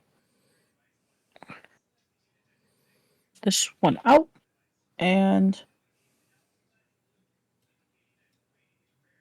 right here. So they would be in front. okay. Druid rolled a 16, Okay. Me. and I will do them to help you out here. Howdy, Hex Girl. Ranger 12, 13. Okay. Again, you have so many bonuses, my guy. Roll better. He is refusing to. Okay, advantage on the Twilight Cleric. That's a 23. Okay. Uh, so be 21 plus 2, 23 on the Warlock.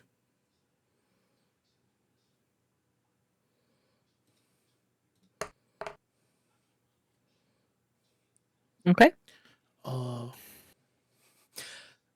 23 on the wizard. Okay.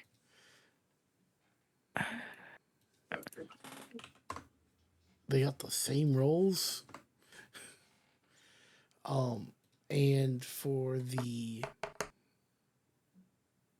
21 for the paladin. Okay. Let me. Oh, I did twice. And Paladin. Bugbear. Not Heron Bugbear. gun. Paragon. I was looking at you.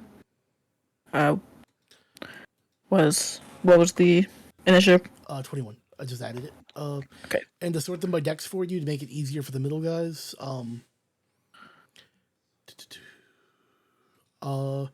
It is Dwayne, then Cryptic, then Marcus, which would be I will shuffle them real quick for you because they're all tied. Okay. It put them in order. Okay, we're good. So starting off with the wizard, who's top of the initiative list. You know he has not cast a single spell. It's not a ritual. Just being anti-wizard right now. I just think that's interesting. He is going to. Let's see. Well, the spells out to make sure I don't take the only slot I have for it. Okay, it's third level. I'm gonna cast a third level Scorching Ray. All right. So that would be 4 beams. So first one, 25 to hit. Yep, that hits. Okay. 7 fire damage. Okay. Second one, 31 to hit. Yep, that hits. 12 damage. Okay. Third beam, 26 to hit. Yep. 8 damage. Okay. And final beam, crit Nice. for 12 damage. Okay. Give me one moment. Okay. I'm being visited by my shadow. Understood.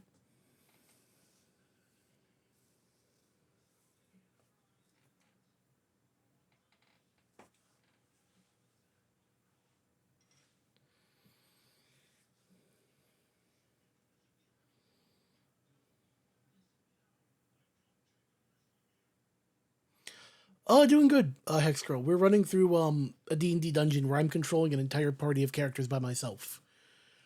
It is certainly an interesting thought exercise. It's been pretty fun. This is our third combat, and so far no one's taken damage.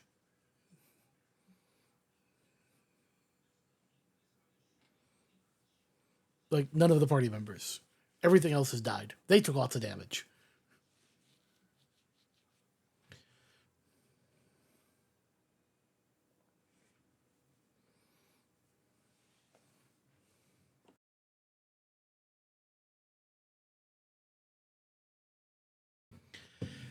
Working on it, Cryptic.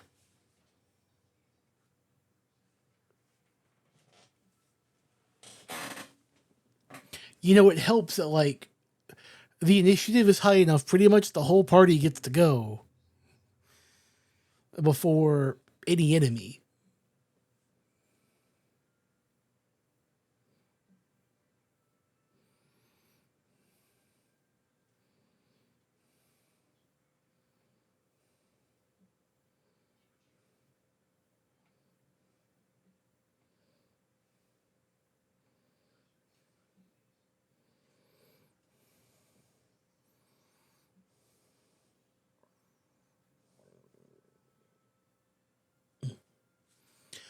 Okay. So that was his turn. Next would be Cryptics. And spell casting, we've got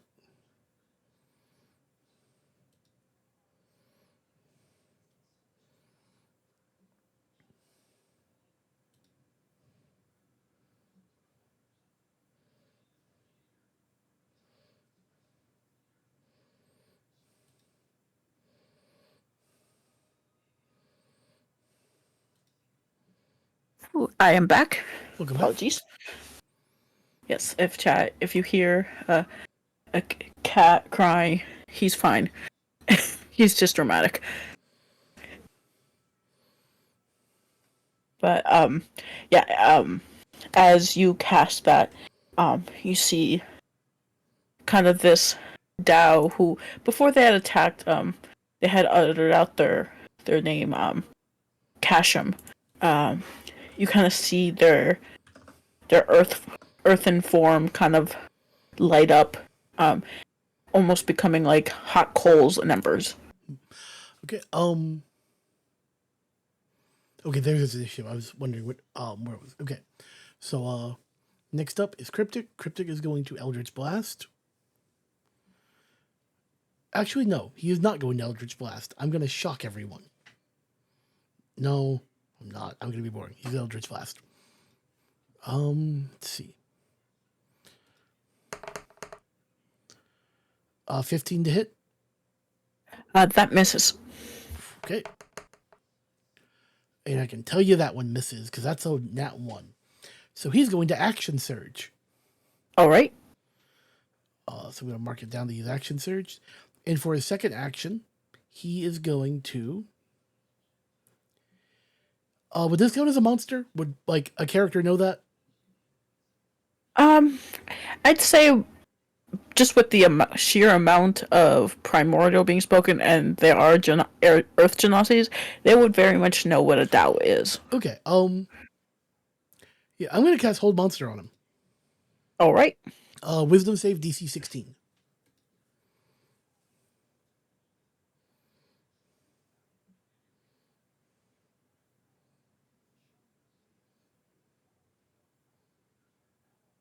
Okay, they pass. Okay. Dang. I thought I had a good idea there. So that's his turn. All right. Next up is Marcus. 5th level slots. Fourth. Let's see. Good ideas. Good ideas.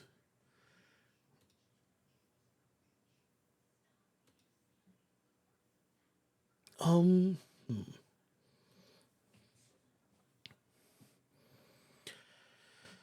Uh.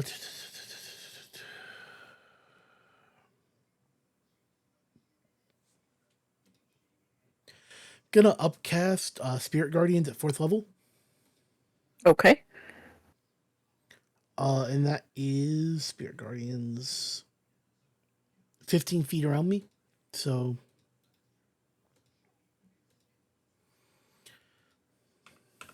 it's gonna be radiant, so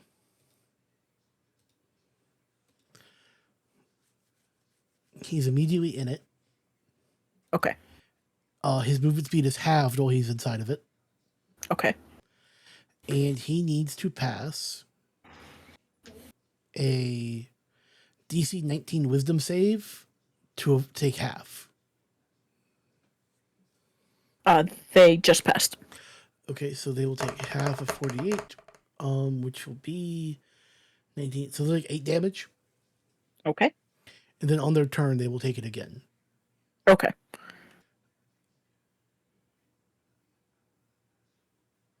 Okay, let's see. Spells, 2nd level. Um,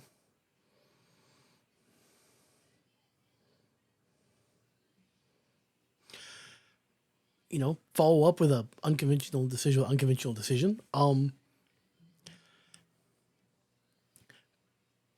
Peter, the paladin, he's going to cast Moonbeam. All right. Circle 2nd level, so it's not a lot, but right centered on him. They need to pass a DC 16 con save.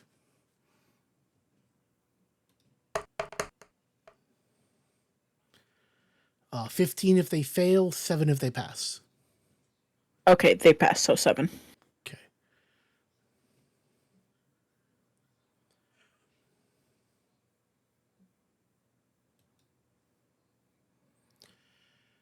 And then everyone in the party is going to feel their chewingas vanish out of their pockets because next is the druid. He's going to cast Conjure Animals, Okay. summoning 8 wolves. Okay.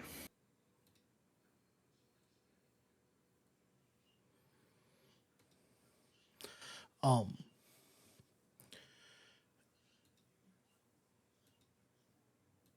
I do not have a token ready for these. I apologize. Can you give me one more character sheet real quick? Yes. Characters.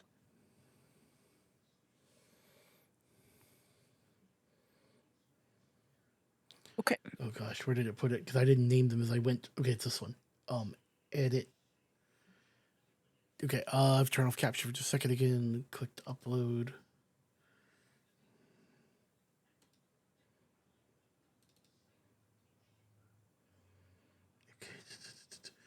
It is not a correct image. Like it's a werewolf instead of a wolf, but it'll get the point across. It's wolf-like. It counts.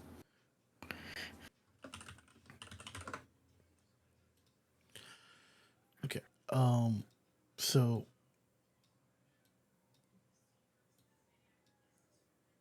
We'll just say like these wolves have been just taking some extra protein powder, 4, been hitting the gym. 5, 6, 7. Then the 8th will go right there. Okay. And then they will 7 of them will attack, so we're just gonna ignore the last attack on this macro. All right. And they all have pack tactics. Lovely.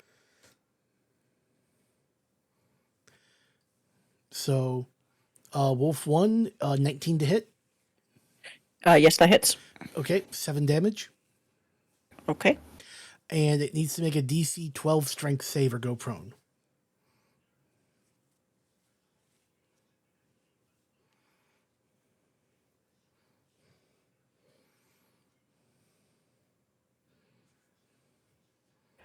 S- what's the DC? 12. Okay, it passes. Okay, Wolf 2, 14 to hit. That misses. Okay, so I'm gonna skip the 10 to hit. Wolf 4, 21 to hit. Yes, that hits. 7 damage. Okay. And another DC 12 strength save or go prone. It passes. Okay, 24 to hit. Yes, that hits. 11 damage. Okay. And another DC 12 strength save.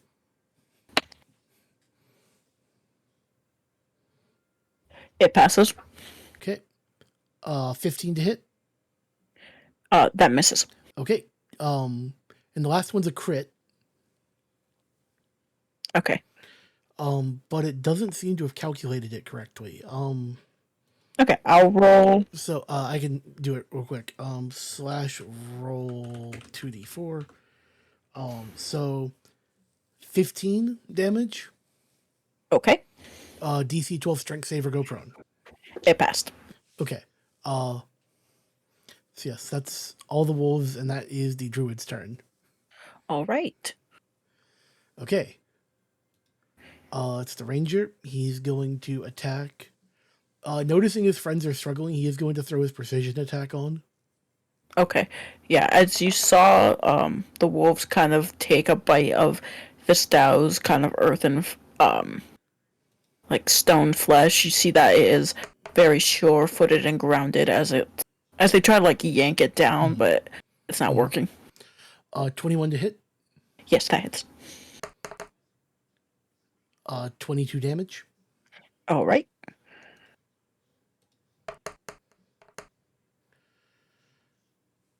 24 to hit. Yes, that hits. And this one,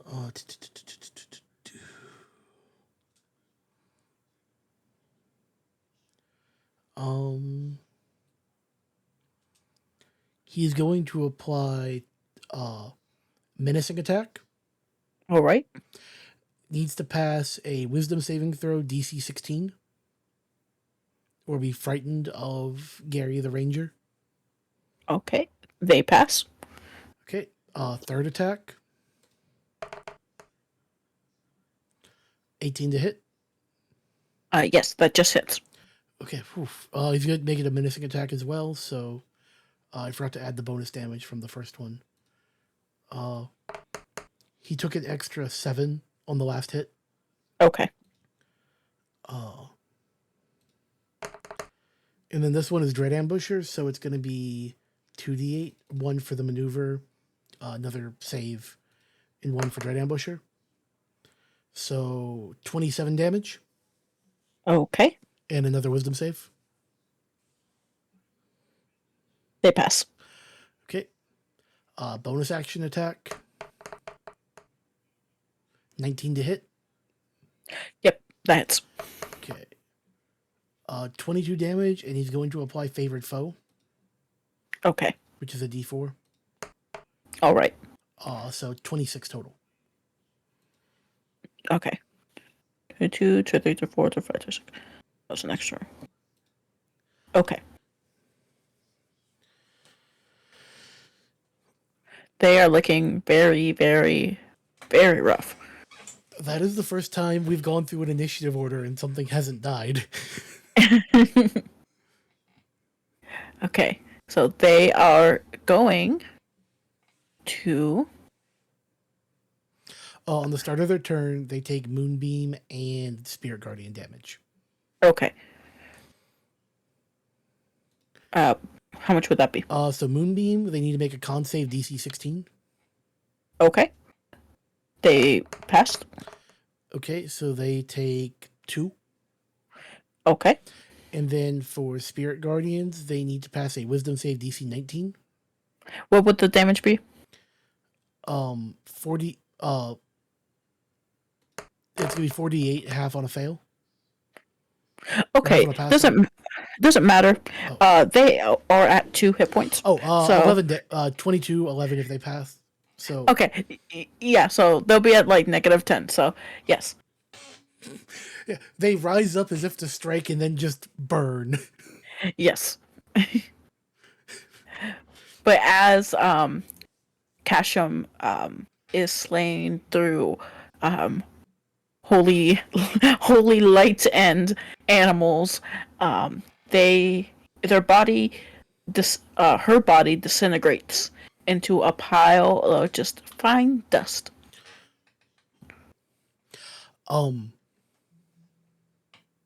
Dwayne the wizard scoops that up out of curiosity. Okay.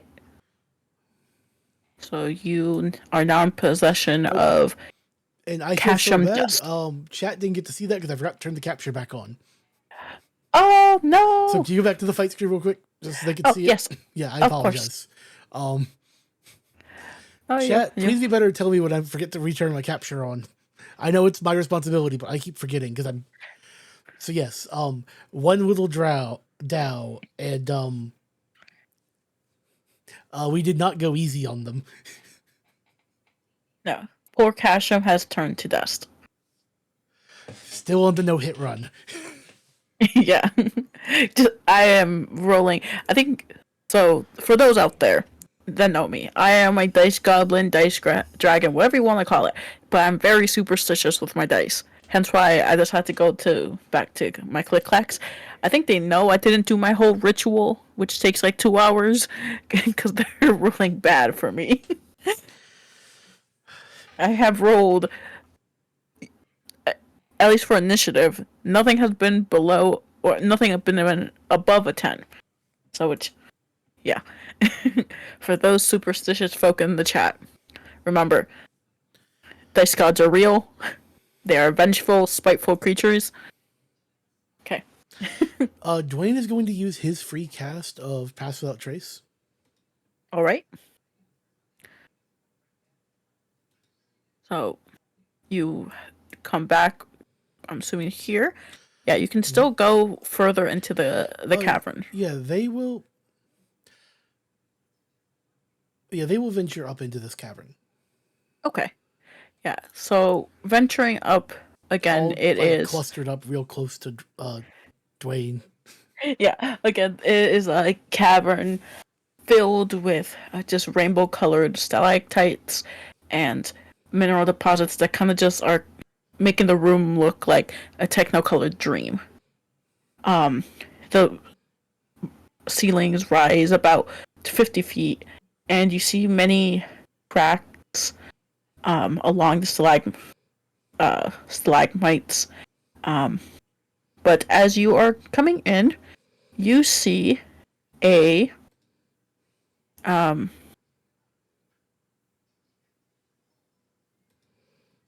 uh, let me find them. This little guy. Um, Not Ooh, this big. um, it is a beheld, and has it he's seen them just yet? Because they're sneaking.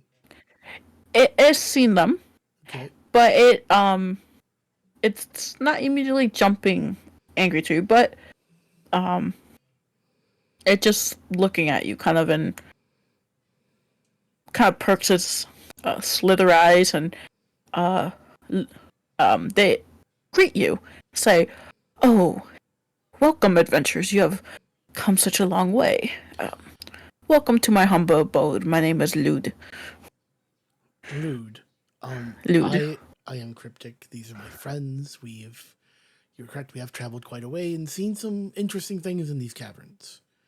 You being chief amongst them so far. Oh, lovely. Forgive the bluntness. Quality of words has never been my forte. What are you? Oh well, am I'm a beheld. It's hard to describe my being, but bit of a serpentine individual. And again, forgive the directness. What do you want? Oh well, I'm just here enjoying myself. And please do mind your manners. Of course, I mean no disrespect. I just find it is helpful sometimes to say exactly what one means and to not dance around things. Well, if you're like adventurers, you're here for coin. Um, I don't keep any treasure, but I do know a vast treasure further on the lake, though. There is some other areas around here, and as you all, just with the sheer amount of dark vision you have, I'm just gonna make it so you can see this. Mm-hmm. You see another area of the cavern. It doesn't look like he's guarding this. He's just kind of around here. Hmm. So, you see a large, kind of like a small round boulders that are kind of scarcely stacked that look to be like place, not like a natural occurrence of anything. What's beyond those boulders? Is it your home? Oh, oh no, it's just really it's something. I just wanted to spruce up the place. Can I make an insight check on that? Yes.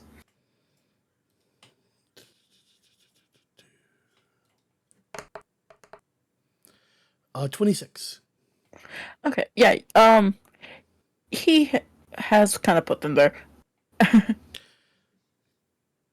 Those marks on them look a lot like your claws. Are you sure you didn't have something to hide? Well, I can just do some interior decorating, but I don't know. I'd say watch your tongue. You're being very offensive. I do apologize. I mean no disrespect. Again, just seeking clarity. Um,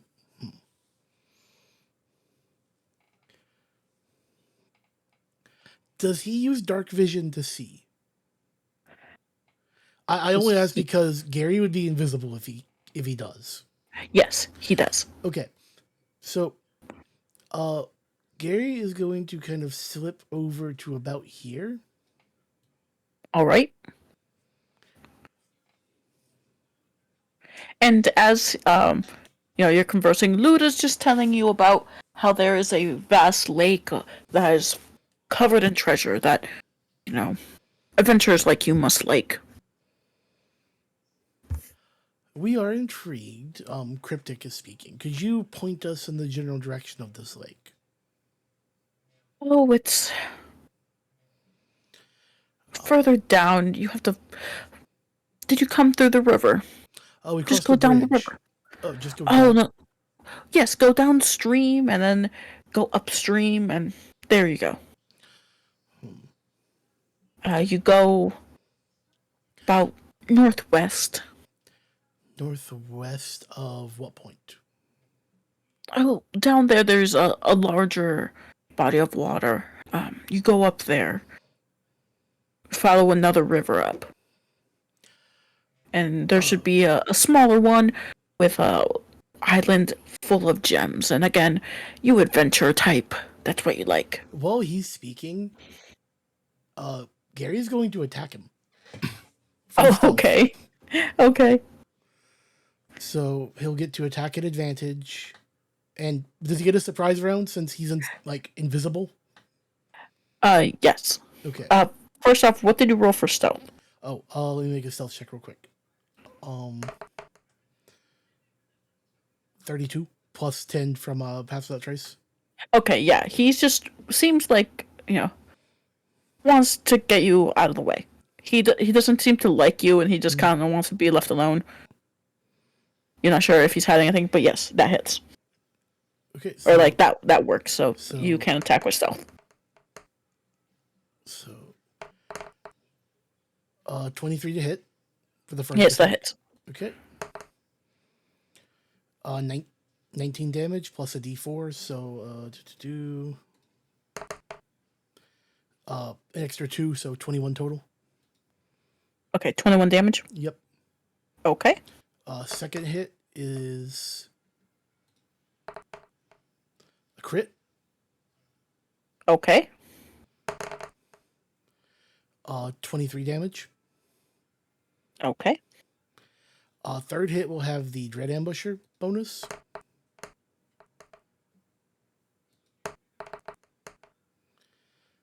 Uh, 25 to hit Yes. and 22 damage. Okay. And then bonus action.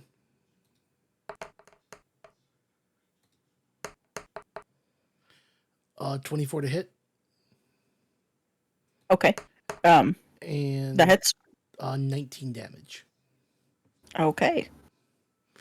And now we do initiative. Yes. Okay. Poor Lude. He just wants to be left alone.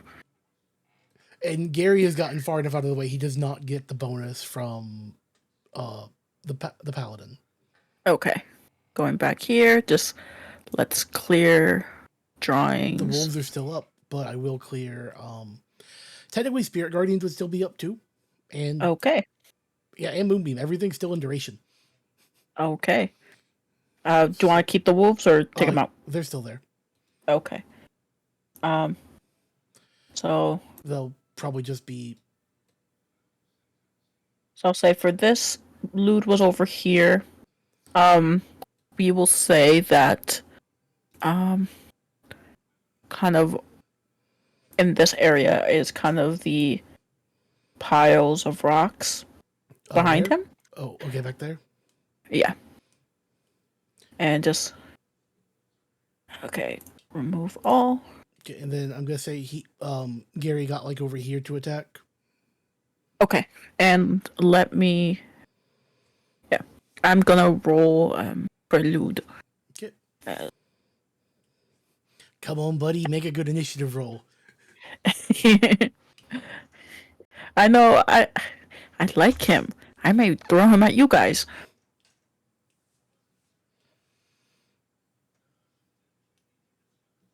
Okay. Here's Lude.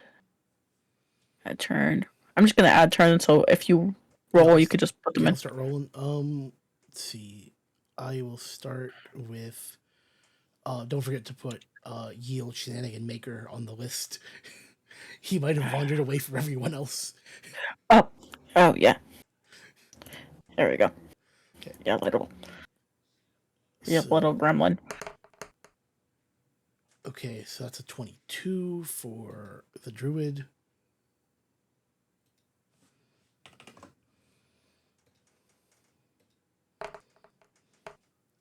Uh, 25 for my ranger. He finally rolled well. Here. So that'd be a 17. Yep, I'll let 17 you for put. Marcus.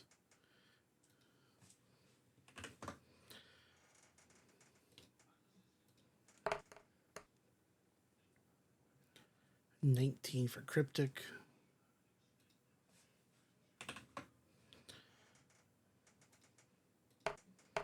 Yeah. Chad, Justice for Lude. He was just someone that was trying to assert his freedoms, that he wanted to be left the heck alone, and these dang adventurers. Justice for Lude, justice for Jeremy, guys. You make me sound like a sociopath. Okay, there you go. There's all your initiative You scores. just stabbed Lude. He's guarding something.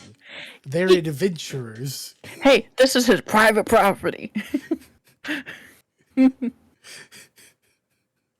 He's trying to exert his amendments, hit right.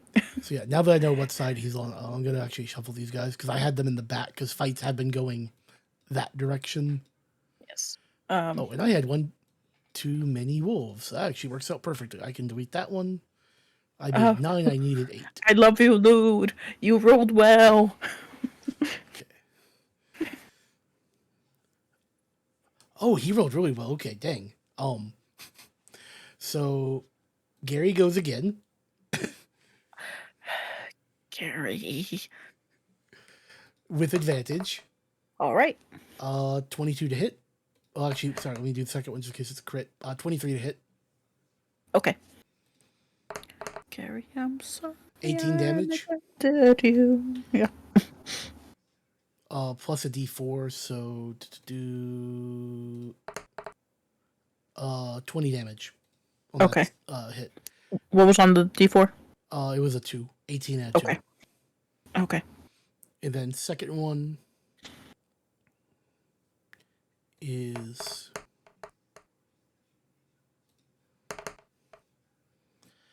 17 to hit. Uh, that meant. Yep. No, that just hits. Okay, for 20 damage. Okay. Yes.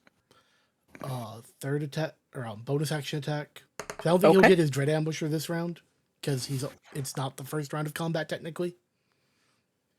Because he did that in the surprise. 20. It's not crit. Okay, 25 to hit Yes, that hits. and 22 damage. Okay.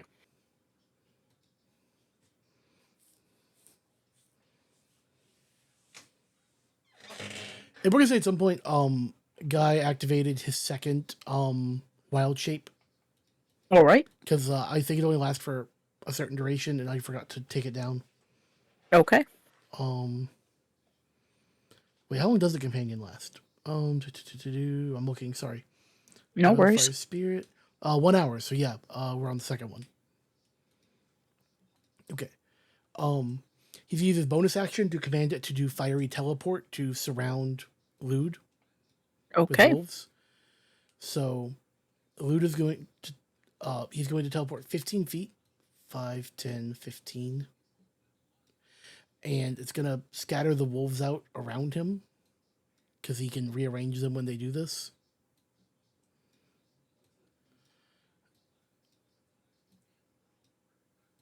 And the hanger on will just go here.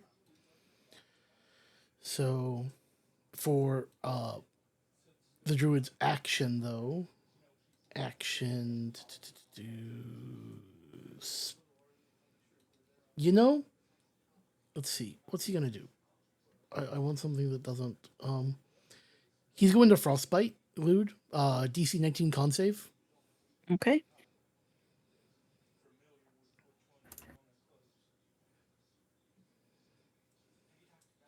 Okay. He fails. Okay. He takes 3 cold damage. And he has disadvantage on his next weapon attack roll he makes before the end of his next turn. All right. And then 6 of the 7 wolves attack. All right.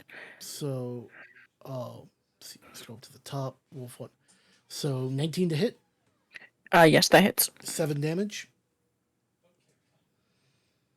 DC 12 strength save or go prone. Okay, he passes. Okay, 14 to hit. That misses. Okay, skip that one then. 21 to hit, Yes, that hits. 7 damage. DC 12 strength save or go prone. Okay. He passes. Oh, because again, I thought the fight was the other way around. I would shuffle those two. I would not leave him. You don't leave the wizard up front, no matter how tanky they are. Yeah.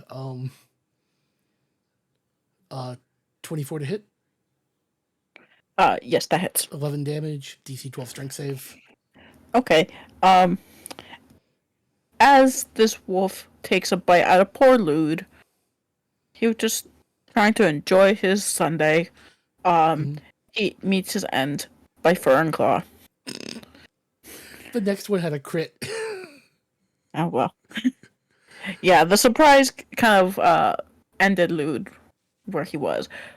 You know, he was prepared to throw some lightning at you and swallow you and all that fun stuff. But, you know. The no hit run continues. Yeah, no hit run. So, initiative is dropped. Let me bring you back to. Come on. Come on. There you go. There we go. And you are able to. Well, here. He lived as he died. Is there anything on his body, like, if we kind of poke around, anything of note? Nothing externally that you can see. In the corner, you see Gary and Guy doing paper, rock, scissors. Gary loses and comes over with a dagger. All right. He's gonna go check inside. Okay, he cuts Lude's stomach open and just body cavity, and inside you see you find and you grab a purpurate of proof against poison. It's a delicate silver chain that has a brilliant cut black gem pendant, and while you wear it, poisons have no effect on you. You are immune to the poison condition and have immunity to poison damage. Gary kind of holds it up. Anyone mind if I take this one? There are no objections, so he equips it. All right. But as you go to the mounds,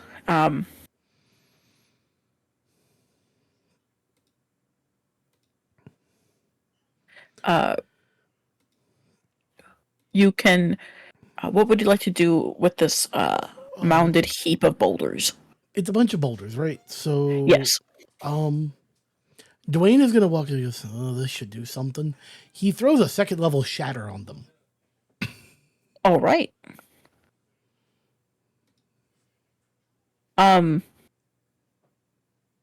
Okay, so many of them break apart, and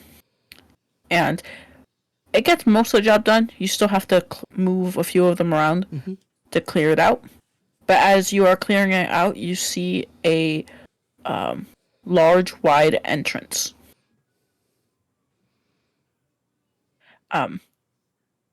Does anyone? Oh, do you clear out the rocks, or do you just kind of like go through the rubble? They'll clear them out. Okay, as you're moving the rocks, you uncover one that kind of seemed really light for its size. And it's kind of with like a knock or two. It's hollow. I apologize. Hi, Science. Thank you for the resub. Welcome in, bud. We are going through a D&D dungeon where I'm controlling the entire party. We are currently successful at the goal of not getting hit. Who has the highest strength? I think everyone has strength of the dump. 11, 15, 12, 8, 16. Okay, Peter walks over to the rock and like he kind of pokes it with his quarterstaff. Okay. Yeah. So Or no, he doesn't walk through. you. He flat out just like he bumps the bottom with his pommel and then just like pommel strikes it. Oh yeah. Like with the shatter and this, it was easily like blown apart. You kind of found essentially like the shell of it, Hmm. but you uncover yeah, it was kind of smooth and green, kind of strange for the area. Hmm. Inside the hollow boulder, you see a bronze tablet that's worth about 100 gold, and the tablet is etched with a poem. Hmm. And it offers kind of some cryptic insights Oh, insects in my for warlock. yes, yes. But as I said, with that, you see that underneath the pile of boulders, there is an entrance going down. But the poem reads, it says, in the center lies the gate, but it locks will surely vex. Many are the guards who wait as you seek the metal hex, randomly sent to find a way back to a different iron door. A seventh time, and you may stand and seek the glowing prize no more. You have won old Igwiv's prize, her hoarding catch of magic, and freed the one with the yearning eyes, whose lost was hunger tragic. Oh, party members kind of look at each other and look at the hole. They go in. All right. As you descend down this large flight of around you, there's 900 crudely shaped kind of stone steps that are descending you hundreds and hundreds of feet down. This chapter ends as you descend into the greater caverns, still looking for a Wig's treasure. Woo! Thank you. You're welcome. So everyone, that was the Lost Caverns of Sochonth. I didn't 100% it, but there's some areas I didn't explore, but we found an ending, and we didn't get hit. I had 70 good berries waiting to take some damage.